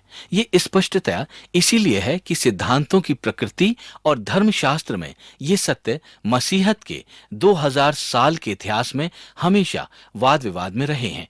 इन बुनियादी सत्यों में से एक को भी अस्वीकारने से अधर्म उत्पन्न होता है। मॉडलिज्म पहले बुनियादी सत्य को अस्वीकारता है। मूलतः मॉडलिज्म कहता है कि तीन विभिन्न व्यक्तियों के होने के बजाय परमेश्वर के तीन विभिन्न प्रकार हैं। परमेश्वर तीन विभिन्न रूप में नजर आता है। कभी परमेश्वर पिता के रूप में नजर आता है, तो कभी वो पुत्र के रूप में, कभी वो आत्मा के रूप में नजर आता है। वो तीन विभिन्न व्यक्ति नहीं है, उसके तीन विभिन्न प्रकार हैं जिनसे वो कार्य करता है। उसके पास तीन विभिन्न रूप हैं। अतः ये तो इस तथ्य को अस्वीकारता है कि परमेश्वर तीन व्यक्ति हैं, उसके विभिन्न प्रकार हैं और विभिन्न रूप हैं। इसकी समस्या यह है कि ये तो त्रिएकता के अंदर संबंधों को अस्वीकारता है, जिस प्रकार से वो एक दूसरे से संबंधित हैं। उसके अपने सोचने में एक रूप दूसरे रूप से कैसे नाता जोड़ता है। ये धर्मशास्त्र में इन तीनों व्यक्तियों के अलगाव की एक अवहेलना करता है, जैसा कि मत्ती 3 में यीशु मसीह के बपतिस्मे के समय लिखा गया। यहाँ पिता, पुत्र और पवित्र आत्मा विभिन्न कार्य कर रहे हैं। अगर ये केवल विभिन्न समयों में प्रकारों की बात होती तो एक ही समय में ये किस प्रकार कार्य करेंगे, और फिर आप में से कुछ लोग ये सोचेंगे कि ये क्यों ध्यान देने योग्य बात है। ये ध्यान देने योग्य बात है क्योंकि ये विचार प्रायश्चित के सिद्धांत को बहुत छोटा कर देता है। ये सत्य कि परमेश्वर ने हमारे पापों के बलिदान के लिए अपने पुत्र को भेजा और उसने पापों का मूल्य चुकाया ताकि मनुष्य के रूप में हमारे साथ पहचान बना सके। अगर वो पूर्णतया व्यक्ति और पूर्णतया परमेश्वर नहीं है तो हमारे उद्धार की नींव को ये बहुत छोटा बना देता है, यह कमजोर बना देता है। इसीलिए ये जरूरी है कि आप मॉडलिस्ट ना बने। दूसरा, एरियनिज्म। ये एक ऐतिहासिक अधर्म है जो दूसरे बुनियादी सत्य को अस्वीकारता है। ये मूल रूप से पुत्र के ईश्वरत्व को अस्वीकारता है। ये या तो पुत्र के ईश्वरत्व को या पवित्र आत्मा के ईश्वरत्व को अस्वीकार करता है, लेकिन ये दावा करता है कि पुत्र सार तत्व में पिता से कम है। मैं समय को ध्यान में रखते हुए इतिहास में नहीं आऊंगा, पर परमेश्वर की महिमा हो एथनेसियस नामक एक व्यक्ति के लिए जो बहुत ही कम आयु में खड़ा हुआ और यीशु मसीह के ईश्वरत्व का बचाव किया। कई वर्षों तक अपने प्राणों को संकट में डालकर उसने यीशु मसीह के ईश्वरत्व का चित्र सबको दिखाया और यीशु मसीह की उत्तमता, मानवता और उसका ईश्वरत्व दिखाया। मैं यहाँ समकालीन एरियनिज्म को रखता हूँ। वास्तविकता यह है कि अगर वापस जाकर मुझे ये दोबारा करना पड़े तो शायद मैं शब्दों को बदल दूंगा, परंतु मैं केवल ये बताना चाहता हूं कि ये बहुत महान सत्य है कि यीशु मसीह पूर्णतया परमेश्वर और पूर्णतया व्यक्ति है, क्योंकि ये तो मसीहत और इस्लाम, मसीहत और दूसरे धार्मिक समुदाय यहोवा विटनेस, मॉर्मोन्स के बीच में केंद्रीय अंतर है। मिडिल ईस्ट में जाकर यह कहना कि यीशु मसीह एक देह है तो ये ईश्वर की निंदा करना होगा। परमेश्वर एक व्यक्ति नहीं बनेगा और वो हमारे जैसा बनने में स्वयं का महत्व कम नहीं करेगा। इसीलिए मसीहत में ये एक दृढ़ सत्य है कि हमें अपने हृदय और मस्तिष्क को ठीक रखना पड़ेगा। तीसरा, बहुदेववाद। दूसरे बुनियादी सत्य को अस्वीकारना। बहुदेववाद मूलतः एक से ज्यादा कई ईश्वरों की उपासना करना होता है। हम तीन परमेश्वरों की आराधना नहीं करते, हम तो तीन व्यक्तियों में एक परमेश्वर की आराधना करते हैं। तीन व्यवहारिक निष्कर्ष। पहला, हमारा परमेश्वर सक्षम है, उसे हमारे लिए पिता की आराधना करना उचित है, पुत्र की आराधना करना उचित है, हमारे लिए पवित्र आत्मा की आराधना करना उचित है, क्योंकि वो प्रत्येक पूर्णतया परमेश्वर है। हमारा परमेश्वर सक्षम है। दूसरा, हमारा मस्तिष्क सीमित है। हमें यह समझना चाहिए कि त्रिएकता मनुष्यों द्वारा निर्मित नहीं है। टोटेलियन एक पूर्वकालीन चर्च का मुखिया था। उसने कहा, यह तो देवीय व्यक्ति से प्रकट हुआ है। धर्मशास्त्र प्रारंभ से अंत तक हमें इन्हीं सत्यों को दिखाता है। ये तो ईश्वरीय तरीके से प्रकट हुआ, ये मनुष्यों द्वारा निर्मित नहीं है और ये समझ में ना आने वाला है। ये उन चीजों में से एक है जो हमें नहीं पता, इसको पूरी तरह से हम समझें। जहां से हमने आज शुरू किया, परिणाम स्वरूप कोई भी तुलना जो अपर्याप्त है। लोग हर प्रकार की तुलनाएं करने का प्रयत्न करते हैं। ये एक अंडे की तरह है जिसमें एक जर्दी, एक सफेदी और एक छिलका होता है, या ये पानी की तरह है, कभी ये भाप तो कभी बर्फ होती है। यह पेड़ की तरह है, तना और छाल। ये तो बहुत हास्यपद है। सुनिए, परमेश्वर का वर्णन करने के लिए आपको किसी तुलना की आवश्यकता नहीं होती। वो पानी नहीं है और वो एक अंडा नहीं है और ना एक पेड़ है। प्रत्येक तुलना जिसके द्वारा आप स्वयं को या अपने बच्चों को या किसी और को त्रिएकता को समझाने का प्रयत्न करते हैं तो अंत में अपर्याप्त होता है। प्रत्येक तुलना समाप्त हो जाएगी। कई व्याकरण की तुलनाएं भी हैं, जैसे परमेश्वर एक है या वो एक है। यह हास्यपद है। धर्मशास्त्र हमें त्रिएकता को समझाने के लिए कोई तुलना नहीं देता है और हमें इसकी जरूरत भी नहीं है। त्रिएकता न समझने योग्य है और कोई भी तुलना अंततः विफल हो जाएगी। ये अपर्याप्त है। ये तो प्रेजेल की तरह है। आप जानते हैं कि 3 वृत्त होते हैं और हर एक वृत्त प्रेजेल की तरह होता है। मेरा मतलब है कि ये तो बहुत हास्यपद है। आप अपने प्रेजेल केवल खा लें। क्या आप जान सकते हैं? क्या हम त्रिएकता का सिद्धांत संपूर्ण रूप से जान सकते हैं? नहीं। हमने आज यहीं से आरंभ किया था। हम त्रिएक के सिद्धांत के यथार्थ में जान सकते हैं। आप अभी भी प्रेजलेस के बारे में सोच रहे हैं। आपको भूख लगी है। क्या हम त्रिएकता के सिद्धांत को सच्चाई पूर्वक जान सकते हैं? पूरी तरह से। हम इसे संपूर्णता से नहीं जान सकते। याद रखिए कि हम इसे पूरी तरह से नहीं जान सकते। इसका अर्थ ये नहीं कि हम इसे सच्चाई पूर्वक नहीं जान सकते, पर पूरी तरह नहीं। टोजर ने कहा था कि प्रेम और विश्वास परमेश्वर के रहस्य में सुखपूर्वक एक साथ रहते हैं। तीसरा आशय, हमारा उद्धार सुरक्षित है। हम किसी प्राणी द्वारा नहीं बचाए जाते हैं। हम तो सृजनकर्ता द्वारा बचाए जाते हैं। हम केवल एक मनुष्य द्वारा नहीं बचाए जाते हैं। हम एक मनुष्य हैं जिसने हमें पूर्णतया बचाया। वो पूर्णतया परमेश्वर है। एक गुमनाम व्यक्ति ने कहा था, त्रिएकता को समझाने का प्रयत्न करोगे तो अपना मस्तिष्क को गंवा देंगे, अस्वीकार करेंगे तो अपनी आत्मा गंवा देंगे। ठीक है, क्योंकि अब हमें त्रिएकता की रूपरेखा का पता लग गया है, परमेश्वर की उत्कृष्ट इच्छा। तो अब हमें परमेश्वर और उसकी प्रभु सत्ता के बारे में सोचना है। और यहां मैं चाहता हूं कि आप आपूर्ति के बारे में सोचें। ये तो बहुत दिलचस्प होने जा रहा है, कई बार खतरनाक भी। परमेश्वर लगातार सब चीजों को जीवित रखने और अपनी योजना के अनुसार सब चीजों का मार्गदर्शन करने के लिए कार्य करता रहता है। वो लगातार कार्य करता है। वो तो अभी भी कुछ कर रहा है। वो सर्वदा कुछ करता रहता है। 2 चीजें हैं, वो जीवित रखता है और मार्गदर्शन करता है। 2 पहलू यहां पर हैं। पहला, सुरक्षित रखना। परमेश्वर हर चीज को जीवित रखता है। कोई भी ऐसी वस्तु नहीं है जिसे वो अस्तित्व में न लाया हो। ऐसी कोई चीज नहीं है जिसे वो अस्तित्व में न रखता हो। वो हर वस्तु को जीवित रखता है। हम इसके बारे में पहले बात कर चुके हैं। हम इस समय जीवित हैं क्योंकि परमेश्वर हमारी श्वास को कायम रख रहा है। हमारे हृदय के धड़कने का कारण केवल परमेश्वर के जीवित रखने की प्रक्रिया है। दूसरा, प्रभु सत्ता। परमेश्वर अपनी योजना के अनुसार हर चीजों का मार्गदर्शन करता है। उसकी एक योजना है और वो प्रत्येक का मार्गदर्शन उसी के अनुसार करता है। प्रभु सत्ता के बारे में बात करने का यही अर्थ है। अब आप इसके बारे में 3 विभिन्न स्तरों पर सोचें। वो प्रसंग जो परमेश्वर की आपूर्ति द्वारा प्रभावित है। ब्रह्मांडीय तौर से सृष्टि में हर चीज इसमें शामिल है। इसका अर्थ हुआ कि परमेश्वर की प्लूटो के बारे में योजना है। वो प्लूटो को कायम रखा हुआ है और उसके बारे में परमेश्वर की एक अलग योजना है। सामूहिक तौर पर हम अक्सर परमेश्वर की प्रभु सत्ता को देखते हैं, विशेषकर उसके लोगों के साथ उसके संबंधों के बारे में। अक्सर चर्च में वास्तव में प्रभु सत्ता की संपूर्ण चित्रावली चर्च के उत्साह के लिए है। तीसरा, ये तो विस्मयकारी सत्य है। बहनों और भाइयों, अपनी योजना के अनुसार वो हमसे प्रत्येक के जीवन को कायम रख रहा है और हमारा मार्गदर्शन कर रहा है। हर किसी के जीवन में उसकी इच्छा है।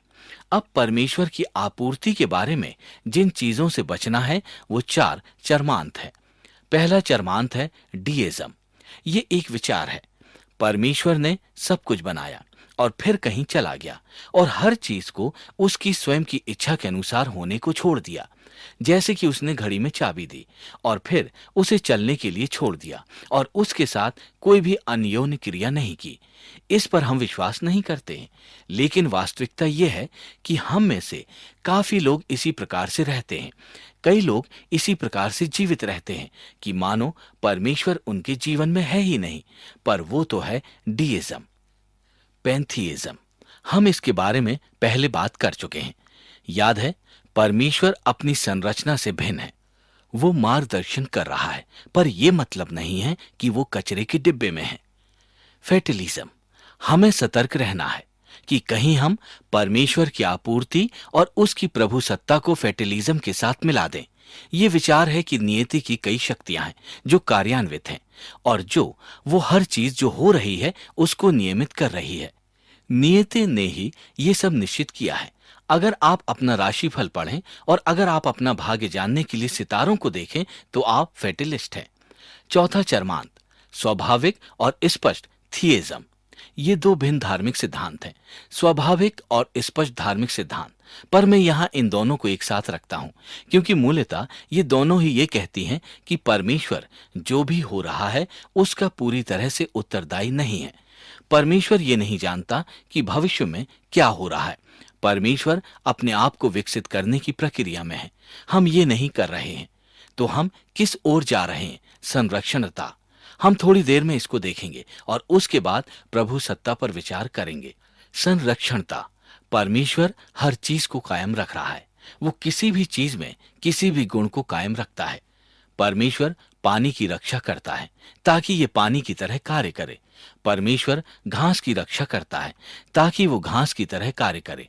ये जो आज करता है सो कहता है क्योंकि परमेश्वर इसकी संरक्षता कर रहा है। परमेश्वर जीवित रखता है। दूसरा, किसी भी चीज में कोई पूर्वानुमान। आप कोई चीज छोड़ते हैं तो वो गिर जाती है। ये केवल प्राकृतिक ही नहीं है, ये प्राकृतिक है क्योंकि परमेश्वर उसको उसी तरह कायम रखता है। जब आप अपनी कार में गैस भरते हैं तो कार चलती है क्योंकि परमेश्वर गैस के गुणों को कायम रखता है जो कार को चलाती है। इस पूरे चित्रांकन में कुछ भी आकस्मिक नहीं है। परमेश्वर किसी चीज में हर पूर्व अनुमान को कायम रखता है और ये एक अच्छी चीज है। नहीं तो सृष्टि में हर चीज अव्यवस्थित होगी। पुराने नियम और नए नियम की संरक्षता आपके पास धर्म पुस्तक से लिखा हुआ है। प्रभु सत्ता, वो अपनी योजना के अनुसार हर चीज को जीवित रखता है और हर चीज का मार्गदर्शन करता है। जब हम प्रभु सत्ता की बात करते हैं तो हमारा उससे क्या तात्पर्य होता है? पहला, हमारा तात्पर्य है कि परमेश्वर की एक योजना है, उसकी एक योजना है। उसने यशाया 37 में कहा है कि मैंने सबके दिन निश्चित किए हैं। नीति वचन 16:9, मनुष्य मन में अपने मार्ग पर विचार करता है परंतु यहोवा ही उसके मार्ग को स्थिर करता है। परमेश्वर की प्रक्रिया के बिना कुछ भी नहीं होता, कुछ भी नहीं।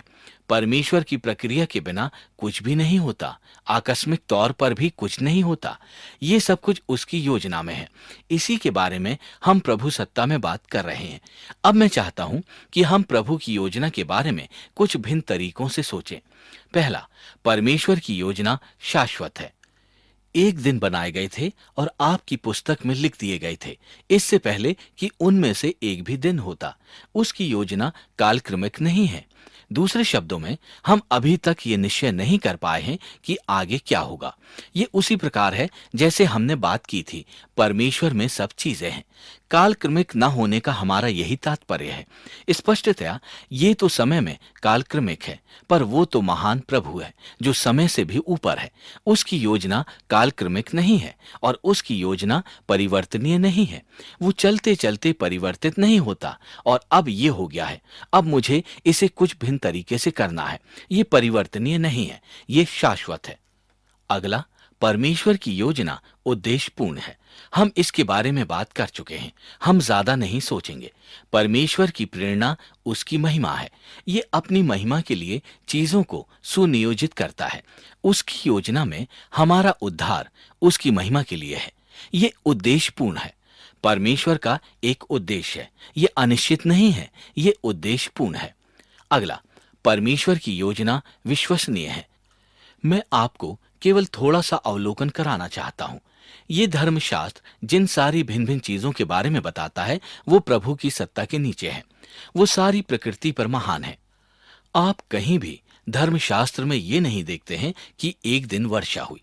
आप देखते हैं कि परमेश्वर ने वर्षा की, परमेश्वर ने वर्षा को भेजा, परमेश्वर ने वर्षा को बंद किया। परमेश्वर पौधों और जानवरों पर प्रभुत्व करता है। वो सजीव और निर्जीव वस्तुओं पर प्रभुत्व करता है। अय्यूब 37 के इन पदों को देखें। यहां पर दक्षिण दिशा से बवंडर आने की और वायु द्वारा जाड़ा आने की बात हो रही है। परमेश्वर का श्वास की फूंक से ये होता है। जलाशयों का पाट जम जाता है। वो घटाओं को भाप से लादता है। परमेश्वर सब सजीव और निर्जीव वस्तुओं को नियंत्रित करता है। ये सब उसके प्रभुत्व के नीचे है। वो सब राष्ट्र और राष्ट्रों के शासकों के ऊपर प्रभुत्व करता है। हमारे सब दिनों पर उसका प्रभुत्व है। हमारे सारे दिन, हमारा समय उसके हाथ में है। भजन संहिता 31:14 या 15। वो अय्यूब 14 में कहता है, मनुष्य के दिन नियुक्त किए गए हैं, उसके महीनों की गिनती का होना हमारा यही तात्पर्य है। स्पष्टता ये तो समय में कालक्रमिक है, पर वो तो महान प्रभु है जो समय से भी ऊपर है। उसकी योजना कालक्रमिक नहीं है और उसकी योजना परिवर्तनीय नहीं है। वो चलते चलते परिवर्तित नहीं होता और अब ये हो गया है, अब मुझे इसे कुछ भिन्न तरीके से करना है। ये परिवर्तनीय नहीं है, ये शाश्वत है। अगला, परमेश्वर की योजना उद्देश्यपूर्ण है। हम इसके बारे में बात कर चुके हैं। हम ज्यादा नहीं सोचेंगे। परमेश्वर की प्रेरणा उसकी महिमा है। ये अपनी महिमा के लिए चीजों को सुनियोजित करता है। उसकी योजना में हमारा उद्धार उसकी महिमा के लिए है। ये उद्देश्यपूर्ण है। परमेश्वर का एक उद्देश्य है। ये अनिश्चित नहीं है, ये उद्देश्यपूर्ण है। मैं जानता हूं कि हे प्रभु, एक मनुष्य का जीवन उसका नहीं है। मनुष्य अपने भाई को स्वयं निश्चित नहीं कर सकता। हम आज या आने वाले कल की बात नहीं करते। ये तो सब परमेश्वर की इच्छा पर निर्भर है, आज या कल। वो हमारी सब सफलताओं और असफलताओं पर प्रभुत्व करता है। वही हमें नीचा करता और उठाता है। ये चित्रांकन है। वो हमारी समस्त भेंटों और क्षमताओं पर प्रभुत्व करता है। वही तो हमें ये सब देता है। वही तो हमें उनका उपयोग करने के योग्य बनाता है। वो हमारी सारी वेदनाओं पर प्रभुत्व करता है। पहला पतरस 4:19 को देखें। जो परमेश्वर की इच्छा के अनुसार दुख उठाते हैं, वे भलाई करते हुए अपने आप को विश्वास योग्य सृजनहार के हाथ में सौंप दें। किसकी इच्छा के अनुसार दुख उठाते हैं? परमेश्वर की इच्छा के अनुसार। वो हमारी वेदनाओं पर प्रभुत्व करता है। अब ये कैसे हमसे जुड़ता है? हम इसे परमेश्वर और बुराई में देखेंगे। परमेश्वर की योजना विश्वसनीय है। अगला, परमेश्वर की योजना फलप्रद है। दूसरे शब्दों में, ये अपने नियत प्रभाव तक पहुंचता है। परमेश्वर कुछ चीज की योजना नहीं बनाता कि कुछ भी आकस्मिक हो जाए और वो मानो ऐसे ना हो कि जैसे उसने सोचा था। परमेश्वर के साथ ऐसा कभी नहीं होता। उसकी योजना हमेशा फलप्रद है। निश्चय जैसे तेरी योजना है वैसा ही हो। इससे मेरा तात्पर्य यह है कि परमेश्वर नहीं कहता है, वो चाहता है कि वो विभिन्न चीजों की इच्छा विभिन्न प्रकार से करता है। अब यहां पर यह कुछ रोचक हो जाता है। परमेश्वर की योजना स्वेच्छाचारी है। यहां पर मैं चाहता हूं कि हम प्रश्न पूछें, क्या परमेश्वर की इच्छा को समझने के लिए एक से अधिक तरीके हैं?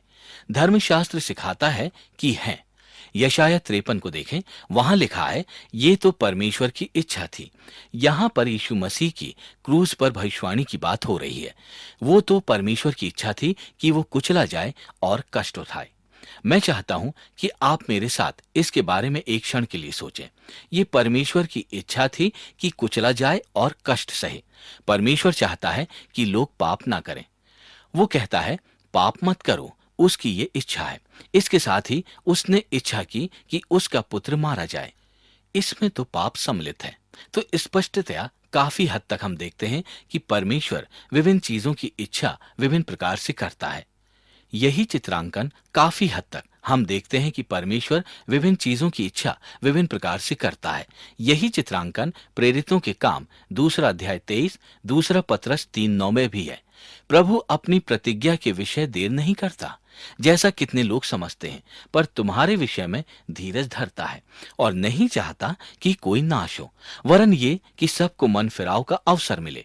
प्रभु चाहता है कि सब लोग यीशु मसीह में विश्वास के ज्ञान से आएं।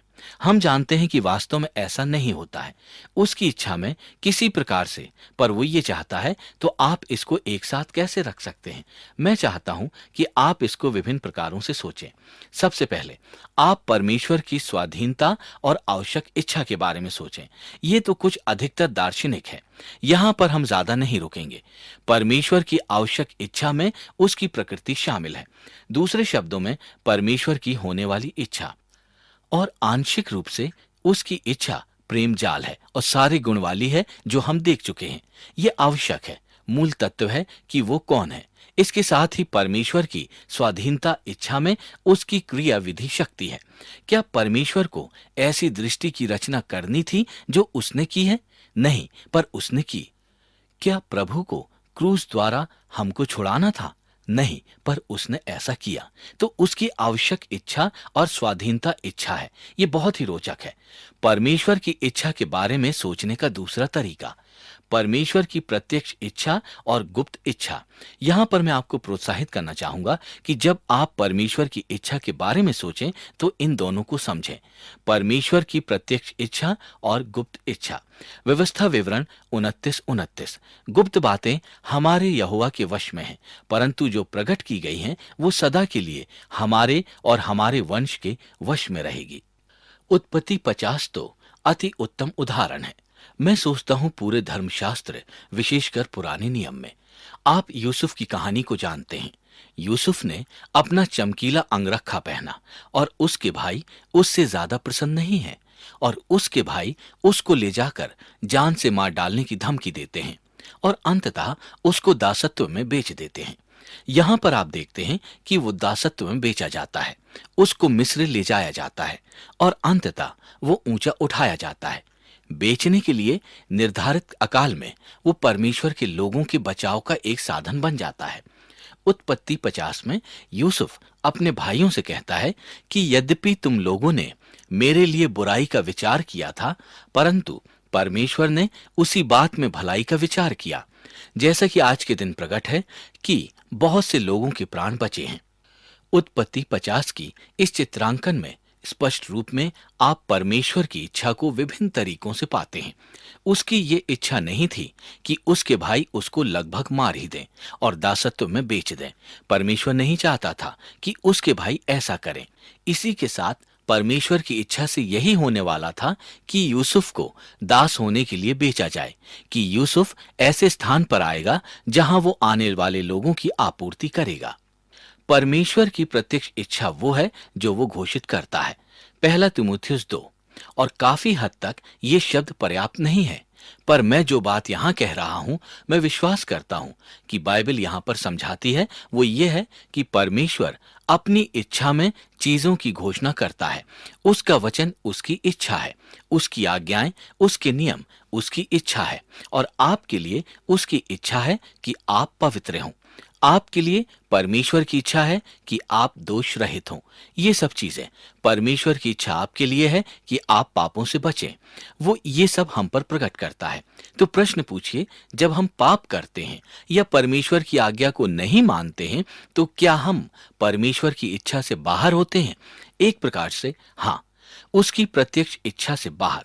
पर इसका यह अर्थ नहीं है कि हम बिल्कुल ही पृथक हो गए हैं और परमेश्वर को पता नहीं था कि ये सब होने वाला है, और हम परमेश्वर की इच्छा में बुरी तरह से गड़बड़ी डाल रहे हैं। इसके बजाय जो यहां पर है वो परमेश्वर की प्रत्यक्ष इच्छा है जो वो घोषित करने वाला है। दूसरे शब्दों में, हम जो होता हुआ देखते हैं, इनको एक साथ रखकर देखने पर हम धर्मशास्त्र में पाते हैं वो सब जो वो नियमित करता है। मेरे लिए नियुक्त किए हुए सब दिन तेरी पुस्तक में लिखे हैं, एक दिन भी पूरा होने से पहले ही। चित्रांकन ये है। इसका परिपूर्ण उदाहरण प्रेरितों के काम के अध्याय 4 में है, जहां कलीसिया मसीह के क्रूस पर चढ़ाए जाने के बारे में बयां कर रही है। वे कहते हैं, तेरे सेवक यीशु मसीह के विरोध में जिसे तूने अभिषेक किया, हेरोदेस और पिलातूस भी अन्य जातियों और इजरायलियों के साथ इकट्ठे होकर षड्यंत्र किया। जो कुछ पहले से ही तेरी सामर्थ और इच्छा से पहले ठहरा था, वही किया। अब क्या परमेश्वर ने ये घोषणा की कि मेरे पुत्र की हत्या करने वाले बनो? नहीं, उसने कहा, हत्या न करो। वो यही करता है, उसकी प्रत्यक्ष इच्छा। इसके साथ ही उसकी इच्छा थी कि उसका पुत्र मारा जाए, क्रूस पर चढ़ाया जाए। तो ये चित्रांकन ये है कि यहाँ पर कुछ भी जो उसने नियत किया है, उससे उसकी इच्छा के बाहर नहीं होता है। पर हाँ, परमेश्वर की इच्छा का जैसा वो घोषित करता है, पालन नहीं हो रहा है। विभिन्न प्रकार के तर्क हैं, पर इस चित्रांकन में आपको दोनों तर्क मिल जाते हैं। हम इन दोनों को किस प्रकार से साथ साथ जोड़ सकते हैं, और ये हमें अगली बात पर ले चलता है। परमेश्वर की योजना इच्छापूर्ण है और परमेश्वर की इच्छा अनुकूल है। यहाँ ये दो सत्य हैं, और यही तो परमेश्वर के प्रभुत्व के संसार की रहस्य की मुख्य मर्म है। प्रभु प्रधान है और मनुष्य उत्तरदायी है। यही दो सत्य जो आप साथ साथ लाना चाहते हैं, समझने के लिए बहुत कठिन है। ये वो एंटीमनी है जिसकी चर्चा J.I. पैकर अपनी पुस्तक एवेंजलिज्म एंड सोवेनरी ऑफ गॉड में करते हैं। परमेश्वर प्रधान है और मनुष्य उत्तरदायी। परमेश्वर प्रभारी है। जो भी हो रहा है वो उसके नियंत्रण में है।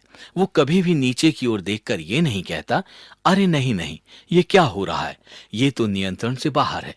परमेश्वर तो हमेशा ही प्रभारी है। हर वस्तु उसके नियंत्रण में है। रोमियो 9 को देखें। ये उन पद्यांशों में से एक है जो पौलुस ने लिखा। वो कहता है, अभी तक ना तो बालक जन्मे थे और ना उन्होंने कुछ भला या बुरा किया था।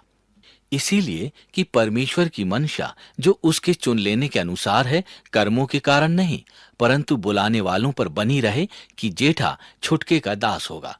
जैसा यहां लिखा है, मैंने याकूब से प्रेम किया परंतु एसाव को अप्रिय जाना। अब हम क्या कहेंगे? क्या परमेश्वर अन्यायी है? नहीं, बिल्कुल नहीं, क्योंकि वो मूसा से कहता है, मेरी जिन पर दया है उन पर दया करूंगा, जिन पर मेरी करुणा है उन पर मैं करुणा करूंगा। धर्मशास्त्र में यहोवा फिरौन से कहता है, मैंने तुझे इसी उद्देश्य से खड़ा किया कि मैं अपनी सामर्थ तेरे द्वारा दिखाऊं, ताकि मेरा नाम पूरी पृथ्वी पर फैले। इसीलिए परमेश्वर जिन पर दया करना चाहता है उन पर दया करता है, और जिनके मनों को कठोर करना चाहता है उनके मनों को कठोर करता है।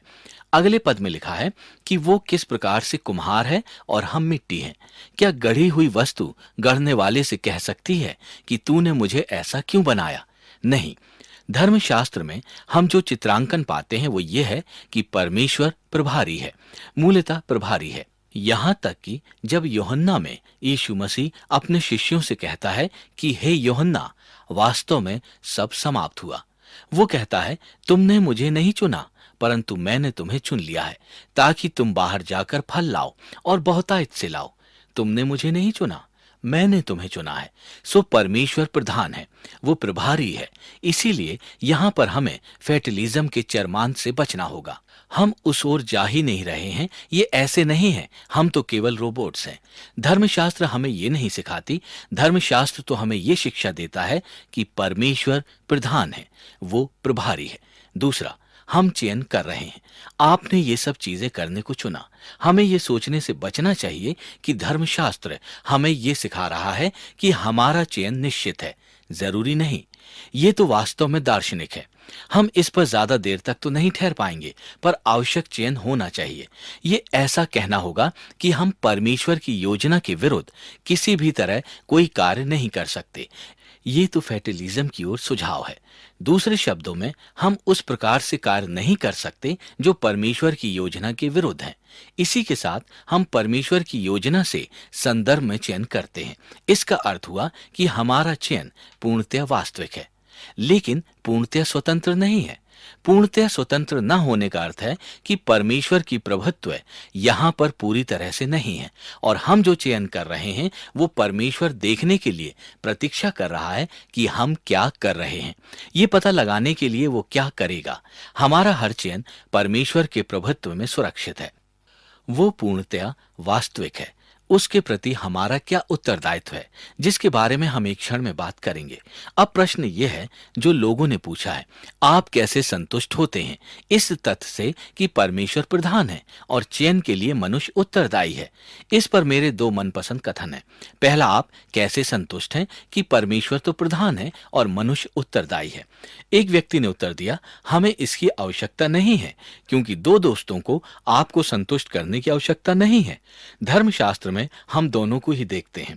कैलिफोर्निया के एक पास्टर जॉन मैकार्थर से जब पूछा गया कि आप किसी समस्या का कैसे समाधान करते हैं, आप परमेश्वर की प्रभुता और मनुष्य के उत्तरदायित्व की समस्या को कैसे सुलझाते हैं, तो वो कहते हैं ये परमेश्वर की समस्या है और वो अपने ही तरीके से ये सुलझाएगा। प्रेरितों के काम 2:23 ये नए नियम का सबसे आम चित्रांकन है। यीशु मसीह के बारे में बात हो रही है। ये मनुष्य परमेश्वर की ठहराई हुई मंशा और होनहार के ज्ञान के अनुसार पकड़वाया गया और तुमने अधर्मियों के हाथों उसे क्रूस पर चढ़वाकर मार डाला। तो ये परमेश्वर का उद्देश्य था कि ऐसा होगा। अगर ये परमेश्वर की प्रभुता की सीमा के बाहर होता तो परमेश्वर ऊपर बैठा अपनी उंगलियां चबा रहा होता और ये देखने की प्रतीक्षा कर रहा होता कि वास्तव में क्या उसको क्रूस पर चढ़ाया जाएगा। नहीं, उसे पता था कि ऐसा होगा, पर इसी के साथ वो कहता है, तुमने उसे मार डाला, अधर्मियों ने उसे मरवा डाला। यहां चयन हुआ। हमारे चयन का वास्तविक उत्तरदायित्व से वास्तविक परिणाम है। हम प्राकृतिक रूप से परमेश्वर के उत्तरदायी हैं। हम सृजनकर्ता का उपयोग करने वाले प्राणी हैं। हम मिट्टी हैं, वही कुम्हार हैं।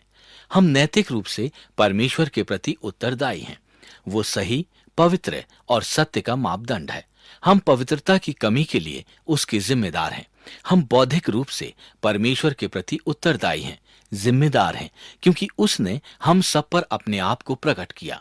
रोमियो 1:18-20 हम मूलतः परमेश्वर के प्रति उत्तरदायी हैं।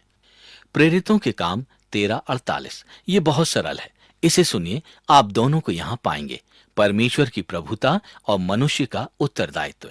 ये अन्य जातियों का यीशु मसीह को विश्वास में ग्रहण करने के बारे में है। ये सुनकर अन्य जातियां आनंदित हुईं और परमेश्वर के वचन की बड़ाई करने लगे, और जितनों ने अनंत जीवन के लिए जो ठहराए गए थे उन्होंने विश्वास किया। उन्होंने विश्वास किया, वो आनंदित हुए। उन्होंने परमेश्वर के वचन की बड़ाई की। ये तो यहाँ कार्यान्वित है। वो चयन कर रहे हैं, वो विश्वास कर रहे हैं। इसी के साथ जो शाश्वत जीवन के लिए ठहराए गए थे उन्होंने विश्वास किया। ये सब परमेश्वर की प्रभुता की सुरक्षा में हुआ। यही चित्रांकन प्रेरितों के काम 18 में है, जहां परमेश्वर पौलुस को बताता है, पौलुस तो सोच रहा है कि कुरिन्थुस को छोड़कर चला जाए, क्योंकि वहां सब कुछ ठीक नहीं था, और परमेश्वर कहता है, मत डर, कुरिन्थुस में ही रह। इस नगर में मेरे बहुत से लोग हैं। यहां परमेश्वर क्या कह रहा है? वो कह रहा है, कई लोग हैं जो यीशु मसीह पर विश्वास करेंगे, अतः यहां रह और सुसमाचार का प्रचार कर। इसका यह अर्थ नहीं है कि लोग यीशु मसीह पर अपने आप ही विश्वास करने लगेंगे। तू सुसमाचार का प्रचार कर और वे यीशु मसीह पर विश्वास करेंगे, और ये तो मेरे प्रभुत्व के नीचे होगा। इसी कारण से धर्मशास्त्र हमें बताता है कि एक दिन हर देश से एक बहुत बड़ी भीड़ उठेगी जिसे कोई गिन न पाएगा। लोग सिंहासन के सामने उसकी बड़ाई के गीत गाएंगे। इसी कारण से इन सूचियों में वर्णित लोगों के प्रत्येक समूह के पास हम आत्मविश्वास से जाते हैं। हम उन लोगों के प्रत्येक समूह के पास आत्मविश्वास से जाते हैं, क्योंकि हम जानते हैं कि जब हम देशों में परमेश्वर के वचन का प्रचार करेंगे तो लोग प्रतिक्रिया करेंगे, लोग यीशु मसीह पर विश्वास करने लगेंगे।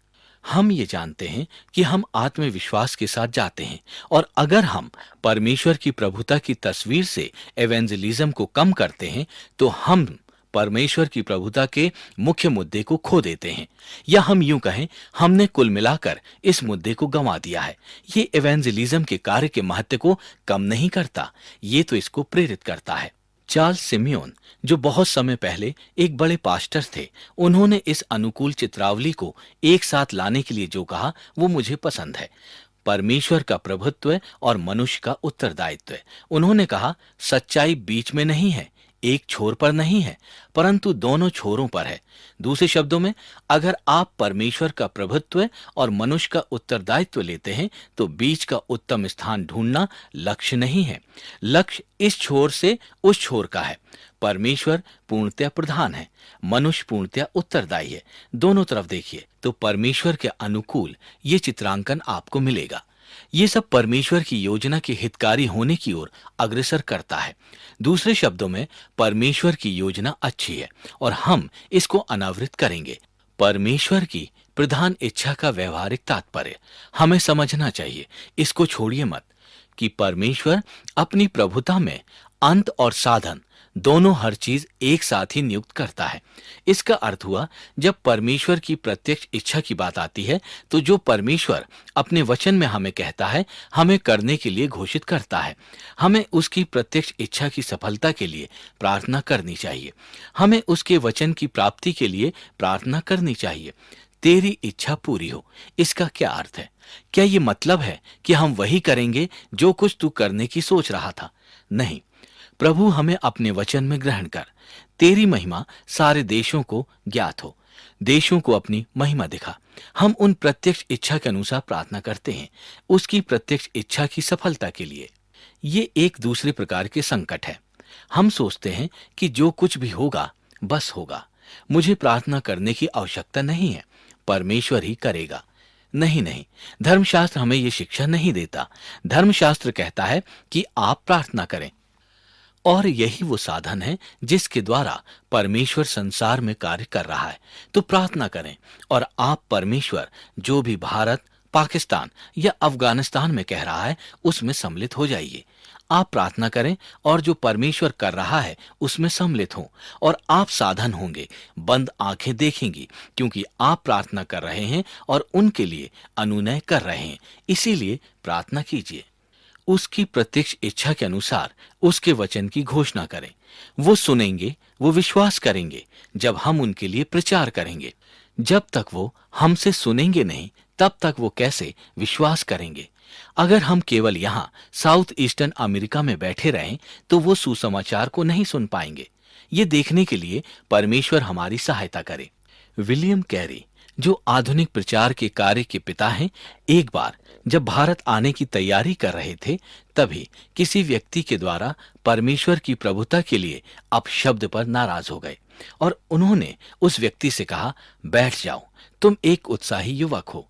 जब परमेश्वर अंत में विधर्मी को परिवर्तित करना पसंद करेगा तो वो बिना तुम्हारे या मेरे परामर्श के करेगा। दूसरे शब्दों में, परमेश्वर महान है। वो ये तभी करेगा जब वो चाहता है। वो अपनी प्रधानता और उसके प्रति जो हमारा उत्तरदायित्व है उसमें करेगा। हम इस महान कार्य के उत्तरदायी हैं।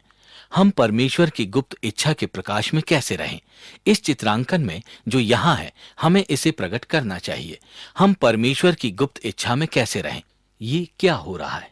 ये कोई हत्या या विपदा या इसकी व उसकी छवि नहीं है। पहली बात, पहले प्राप्त हो चुकी मुक्ति को हमें याद रखना होगा।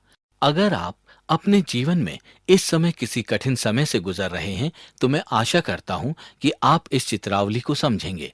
और ये सरल या जल्दी नहीं होगा, पर परमेश्वर एक आंतरिक दृष्टिकोण से काम कर रहा है। और जो चीजें अतीत में हो गई हैं और हम सोचते हैं, अरे ये मेरे साथ क्यों हुआ, परमेश्वर ऐसा परमेश्वर है जो अतीत को अपने हाथ में लेकर और बुराई को लेकर भलाई में बदल देता है। वो इसे भलाई में बदलता है। यहाँ रूत और नाओमी का चित्रांकन है। रूत की पुस्तक में नाओमी के जीवन में बहुत कटुता है। दुर्भाग्य ने उस पर और उसके परिवार पर हमला किया। उसे इस बात का बिल्कुल भी पता नहीं था कि इस पुस्तक के अंत तक उसका वंशज दाऊद राजा, इजराइल के राजा और अंत में सब राष्ट्रों के राजा यीशु मसीह की अगवानी करेगा। उसे इस बात का बिल्कुल पता नहीं था कि अतीत में जो उसके साथ हुआ वो सब परमेश्वर उसके भविष्य को मुक्ति दिलाने के लिए इस प्रकार प्रयोग करेगा जैसा उसने कभी सोचा भी ना होगा। पिछली मुक्ति को याद रखना होगा और वर्तमान का सामना आत्मविश्वास के साथ करना पड़ेगा। परमेश्वर का प्रभुत्व हमें हर उस चीज में जिसका हम सामना करते हैं शांति देता है। परमेश्वर का प्रभुत्व हमें खुशी देता है, हमेशा प्रसन्नचित्त, क्योंकि वो हर परिस्थिति में कार्यरत है। परमेश्वर का प्रभुत्व आशा देता है। भाग्यवश का अकस्मात कुछ भी नहीं होता। यहाँ कोई अव्यक्तिगत नियति कार्य नहीं कर रही है। कुछ भी ऐसे नहीं हो रहा है। परमेश्वर आज के समय में काम कर रहा है। तो आत्मविश्वास रखिए और अंत में भविष्य का सामना आशापूर्वक करें। अपने सारे दिल से परमेश्वर पर विश्वास रखें और अपनी समझ का सहारा ना लें। अपने हर मार्गों को उस पर छोड़ दें। वो आपका पथ निश्चित करेगा। भविष्य का सामना आशापूर्वक करें। परमेश्वर और बुराई। मैं चाहता हूं कि हम बुराई की समस्या के बारे में सोचें। चौथी शताब्दी के दार्शनिक एपिक्रूस के अनुसार परमेश्वर बुराई को समाप्त करना चाहता है पर नहीं कर सकता, या वो कर सकता है पर चाहता नहीं है, या वो कर नहीं सकता और करना नहीं चाहता। अगर वो चाहता है पर कर नहीं सकता तो वो क्षीण है। अगर वो कर सकता है पर करना नहीं चाहता तो वो दुष्ट है।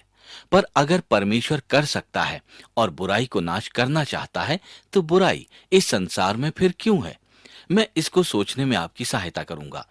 मूलतः उसके पास जो है वो बुराई की समस्या में है। ये समस्या की तीन भिन्न धारणाएं हैं। तीन धारणाएं। पहली, परमेश्वर की महानता। दूसरी, परमेश्वर की अच्छाई। और तीसरी, बुराई की उपस्थिति। ये तीनों एक साथ कैसे मेल रखती हैं? परमेश्वर कैसे महान हो सकता है? परमेश्वर कैसे अच्छा हो सकता है? और संसार में बुराई कैसे रह सकती है? हम इसके बारे में देखेंगे। आप इन तीनों सत्यों का मेल कैसे करेंगे? हम इस रहस्य पर विचार करेंगे। परमेश्वर की महानता के बारे में इस प्रकार सोचिए। अगर परमेश्वर महान है तो वो बुराई को रोकने में सक्षम है। अगर परमेश्वर वास्तव में महान है तो वो बुराई होने से रोकेगा। अगर परमेश्वर वास्तव में अच्छा है तो वो बुराई होने की अनुमति नहीं देगा। वो ये करने के योग्य है तो वो ये करता क्यों नहीं है? अगर वो अच्छा होता तो ऐसा करता।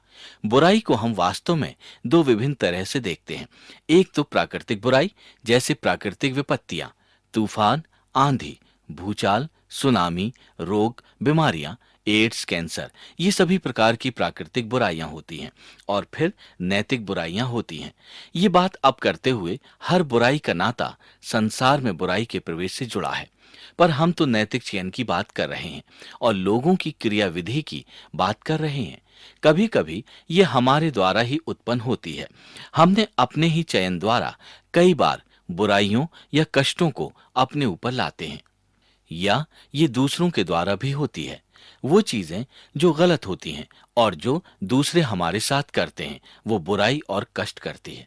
और यहाँ पर संकट है। मैं नहीं चाहता कि कोई ये सोचे कि इस विषय की गहराई को मैं चमका रहा हूं। 60 लाख यहूदी एक विध्वंस में सर्वनाश हो गए। 4 करोड़ लोग एचआईवी से प्रभावित हैं। 20वीं शताब्दी में हजारों लोगों ने वामपंथी शासन में अपने प्राण खोए। इस वर्ष हजारों लोग भूख से मर जाएंगे। हजारों लोग कुपोषण का शिकार होंगे। इस सब के मध्य हमें ये प्रश्न पूछने की आवश्यकता है कि परमेश्वर कहाँ है? मैं किसी भी तरह इस विषय का महत्व ऊंची आवाज में बोलकर कम नहीं करना चाहता। हमें इसके साथ युद्ध करना है। अगर हम इसके साथ युद्ध नहीं करेंगे तो हम इस वास्तविकता के साथ कि परमेश्वर क्या है या ये संसार किस प्रकार का है, कभी भी युद्ध नहीं कर पाएंगे। मैं वापस नास्तिकवाद पर आऊंगा। नास्तिकवाद अपर्याप्त उत्तर है क्योंकि अंत में इसके पास अच्छाई और बुराई का कोई आधार नहीं है। जब आप नास्तिकवाद को इसके दार्शनिक अंत तक ले जाते हैं तो बुराई कहीं रहती ही नहीं है। यहां पर मैं चाहता हूं कि आप मेरे साथ सोचें। बुराई का अस्तित्व वास्तव में परमेश्वर के अस्तित्व की ओर संकेत करता है।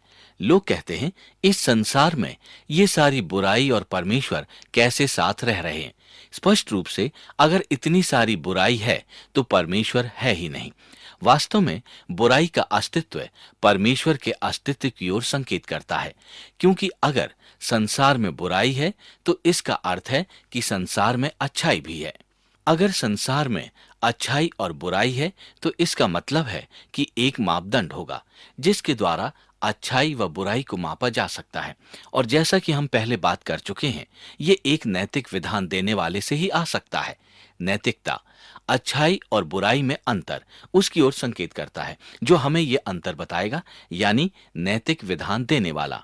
इसीलिए बुराई का अस्तित्व हमें बताता है कि अच्छाई का भी अस्तित्व है। दूसरी ओर नास्तिकता, अगर परमेश्वर नहीं है तो अच्छाई और बुराई भी नहीं है। आपके पास ये नैतिकता नहीं है। आपके पास कौन सा आधार है? रिचर्ड डॉकिंस का ये कथन बहुत ध्यानपूर्वक सुनिए। वो तो एक कट्टर नास्तिक है। सुनिए वो क्या कहते हैं। विवेक शून्य भौतिक शक्तियों की एक सृष्टि में और अनुवांशिक प्रतिकृति में कई लोग हानि उठाएंगे, दूसरे लोग भाग्यशाली होंगे। आपको इसका कोई तुक या कारण नहीं मिलेगा और ना ही कोई न्याय। जो सृष्टि हम देखते हैं उसमें निश्चित रूप से वही गुण है जो हम चाहते हैं। कोई परिकल्पना नहीं, कोई उद्देश्य नहीं, कोई बुराई नहीं, कोई अच्छाई नहीं, कुछ भी नहीं। बस विवेक शून्य, दयाहीन उदासीनता। डीएनए, दूसरे शब्दों में विकास पूरक क्रियाएं, या तो कोई जानता नहीं या कोई इसकी परवाह नहीं करता। केवल डीएनए है और हम इसके इशारों पर नाचते हैं। आप क्या सोच सकते हैं कि आप ऑस्विच जैसे कैंपों के पीड़ितों, परिवारों, खोए हुए पिता व माताओं व बच्चों को ये बता सकते हैं, अरे वो अत्याचारी तो अपने डीएनए के अनुसार ही कर रहे थे। जब कोई विपदा या हत्या किसी परिवार में होती है या एक बच्चे की हत्या की जाती है, तो वो हत्यारा केवल अपने डीएनए के इशारों पर ही काम करता है। बुराई की समस्या का नास्तिक उत्तर इससे कम आरुचिकर नहीं हो सकता। ये पर्याप्त नहीं है। ये तो चरमांत उत्तर है। और हाँ, मसीहत और जो चित्रांकन अब हम देख रहे हैं वो परमेश्वर की महानता, अच्छाई और बुराई को समरूप करने के लिए आसान नहीं है। पर फिर ये सोचना कि परमेश्वर है ही नहीं सबसे ज्यादा खराब है। यहां मसीहत और मसीही संसार के उत्तर से ज्यादा प्रत्युत्तर की जरूरत है। मसीही विज्ञान ने कहा है कि बुराई भ्रामक है।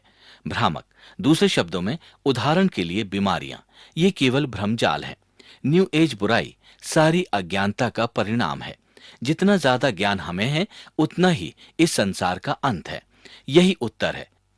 द्वैतवाद संकेत करता है कि अच्छाई और बुराई दोनों का परमेश्वर है। शक्ति है जो ताकत में बराबर और उद्देश्य में विपरीत है।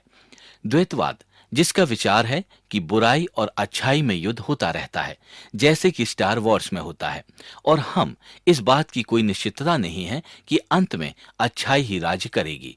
फेटलिज्म, हम पहले ही इसके बारे में और ओपन डीइज्म के बारे में बात कर चुके हैं। परमेश्वर बुराई से नफरत करता है, पर इसके बारे में कुछ भी करने के लिए उसके पास शक्ति नहीं है। क्या आपने रब्बी हैरल कूशनर द्वारा लिखी पुस्तक व्हेन बैड थिंग्स हैपन के बारे में सुना है? ये एक ऐसा व्यक्ति था जिसका पुत्र मर गया था और अपने दुख के कारण वो अपने विश्वास पर प्रश्न करने लगा था, और मूलतः उसने ये विचार और विश्वास अपनाया कि इसके बारे में परमेश्वर कुछ भी कर सकता था, क्योंकि अगर वो कर सकता था तो करना था। वो लिखता है, मैं बहुत सरलता से उस परमेश्वर की आराधना कर सकता हूं जो पीड़ा से नफरत करता है पर उसको दूर नहीं कर सकता, इसके बजाय कि मैं उस परमेश्वर की आराधना करूं जो बच्चों को पीड़ित करके मरने के लिए चुनता है। इस पुस्तक की 5 लाख प्रतियां बिकी। आप यहां इस विषय का महत्व देखते हैं कि उसने यहां पर परमेश्वर की सर्वव्यापकता को परे कर दिया है और कहा परमेश्वर इसके बारे में कुछ नहीं कर सका। अगर कर सकता था तो वो कुछ जरूर करता। तो इन सब का बाइबल में क्या उत्तर है? मैं चाहता हूं कि आप इसके बारे में 3 प्रकार से सोचें। परमेश्वर की महानता, परमेश्वर की अच्छाई और बुराई की उपस्थिति। सबसे पहले परमेश्वर की महानता बुराई के ऊपर है, परमेश्वर की अच्छाई बुराई के पीछे है और बुराई की उपस्थिति बुराई के मध्य में है। मैं चाहता हूं कि आप इसको, इन सबको 3 स्तरों पर सोचें। बुराई के ऊपर परमेश्वर, बुराई के पीछे परमेश्वर, बुराई के मध्य में परमेश्वर। हम बुराई के ऊपर परमेश्वर से शुरू करते हैं। हम शीघ्रता से इसको करेंगे क्योंकि हम पहले ही बात कर चुके हैं कि परमेश्वर किस प्रकार से सभी चीजों पर प्रधान है। पर मैं आपको याद दिलाता हूं कि वो इन सब चीजों पर प्रधान है। वो दुष्ट देशों और शासकों पर प्रधान है। परमेश्वर दुष्ट आत्माओं और बुरी रूहों पर प्रधान है। मरकुस अध्याय 5। एक मनुष्य जिसमें दुष्ट आत्मा थी उसके चरणों में झुक गया। दुष्ट आत्माएं दौड़ती हुई यीशु के पास आईं। परमेश्वर उनके ऊपर प्रधान है। मार्टिन लूथर को सुनिए। अगर शैतान की गंदगी के साथ ये संसार हमें नष्ट करने की धमकी देता है तो हम डरेंगे नहीं, क्योंकि ये परमेश्वर की इच्छा है कि हमारे द्वारा उसके सत्य की जीत होगी। अंधकार का बादशाह भयानक है, हम उसके लिए कांपते नहीं हैं। हम उसके क्रोध को सह सकते हैं, क्योंकि उसका विनाश निकट है। ये छोटा सा शब्द ही उसको मिटा देगा। परमेश्वर दुष्ट आत्माओं और बुरी आत्माओं पर प्रभुता करता है। हम जिन प्रलोभनों का सामना करते हैं वो उन पर प्रभुता करता है। परमेश्वर कष्टों और अत्याचारों पर प्रधान है। इस संसार में हमारे भाइयों और बहनों के लिए अच्छा समाचार है। परमेश्वर प्राकृतिक विपत्तियों पर प्रधान है। हवा और तरंगों का शासक शैतान नहीं है। हवा और तरंगों का शासक तो परमेश्वर है। रोगों और बीमारियों पर वो प्रधान है। शैतान बीमारियों पर प्रधान नहीं है, परमेश्वर है। परमेश्वर मृत्यु पर प्रधान है। परमेश्वर चाहता है हम जीवित रहते हैं। शैतान ये निश्चित नहीं करता कि हम जीवित रहें या मरें। परमेश्वर करता है, वो इस पूरी चित्रावली पर प्रधान है। तो परमेश्वर बुराई के ऊपर है। दूसरा, परमेश्वर बुराई के पीछे। अब हम उसकी अच्छाई की तरफ चल रहे हैं। क्या परमेश्वर अच्छा है? क्या वो शक्तिशाली है? हाँ, धर्मशास्त्र यही शिक्षा देता है। हाँ, वो सर्वशक्तिशाली है, अच्छा है, महान है, वो बुराई के ऊपर है, वो अच्छा है। परमेश्वर पाप के साथ परिवर्तनशीलता से नाता जोड़ता है। मतलब है कि विभिन्न समयों में विभिन्न प्रकार से वो पाप के साथ संबंध करता है। देखिए कि किस तरह धर्मशास्त्र ये अनावृत करता है। ये इसे हमें दिखाता है। कभी कभी परमेश्वर पाप को रोकता है, कभी कभी वो पाप को होने देता है। वो इसको होने देता है। रोमियो में पौलुस कहता है कि उसने हमें हमारे ही हाथों में छोड़ दिया। जो पाप को जन्म देता है वो पाप की अनुमति देता है। तीसरा, कई बार परमेश्वर पाप को निर्देशित करता है। ये चित्रांकन हमने उत्पत्ति 50 और प्रेरितों के काम 2 में देखा था। परमेश्वर भलाई के लिए पाप को निर्देशित कर रहा है। वो पाप को निर्देश देता है। कई बार परमेश्वर पाप को सीमित करता है। अय्यूब 1:12 में जब शैतान परमेश्वर के पास आता है और अय्यूब का सामना करना चाहता है तो परमेश्वर शैतान से कहता है, तू ये कर सकता है पर तू वो नहीं कर सकता। वो पाप को सीमित करता है। कोई प्रलोभन आप तक आएगा ही नहीं, केवल उसके जो मनुष्यों के लिए सामान्य है। तो वो पाप के प्रभाव को सीमित करता है। वो सारी चीजें परमेश्वर विभिन्न समयों में करता है। जब हम धर्मशास्त्र में देखते हैं कि वो हमें क्या सिखाता है तो हम देखते हैं कि परमेश्वर कभी भी सीधे प्रकार से पाप को नहीं होने देता। मुख्य बात यही है। ये वो सत्य है जिस पर हम निर्भर कर सकते हैं।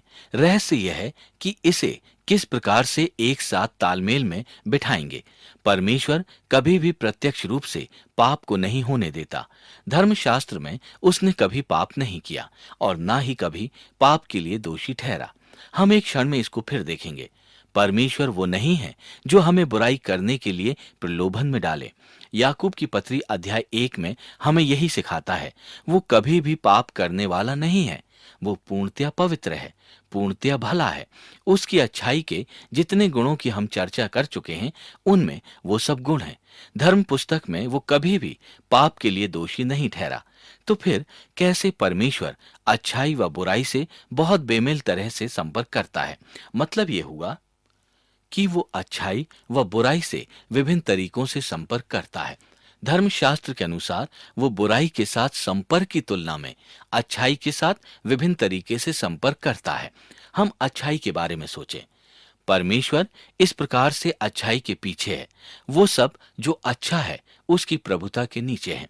हम इसके बारे में बात कर चुके हैं। हेजकेल अध्याय 33 में लिखा है कि वो दुष्ट के मरने से प्रसन्न नहीं होता। वो सब जो अच्छा उसकी प्रभुता के नीचे है। और फिर दूसरा, वो सब जो अच्छा है वो उसके लिए वो नैतिक रूप से जिम्मेदार है। वो सब जो अच्छा है वो नैतिक रूप से उसका जिम्मेदार है।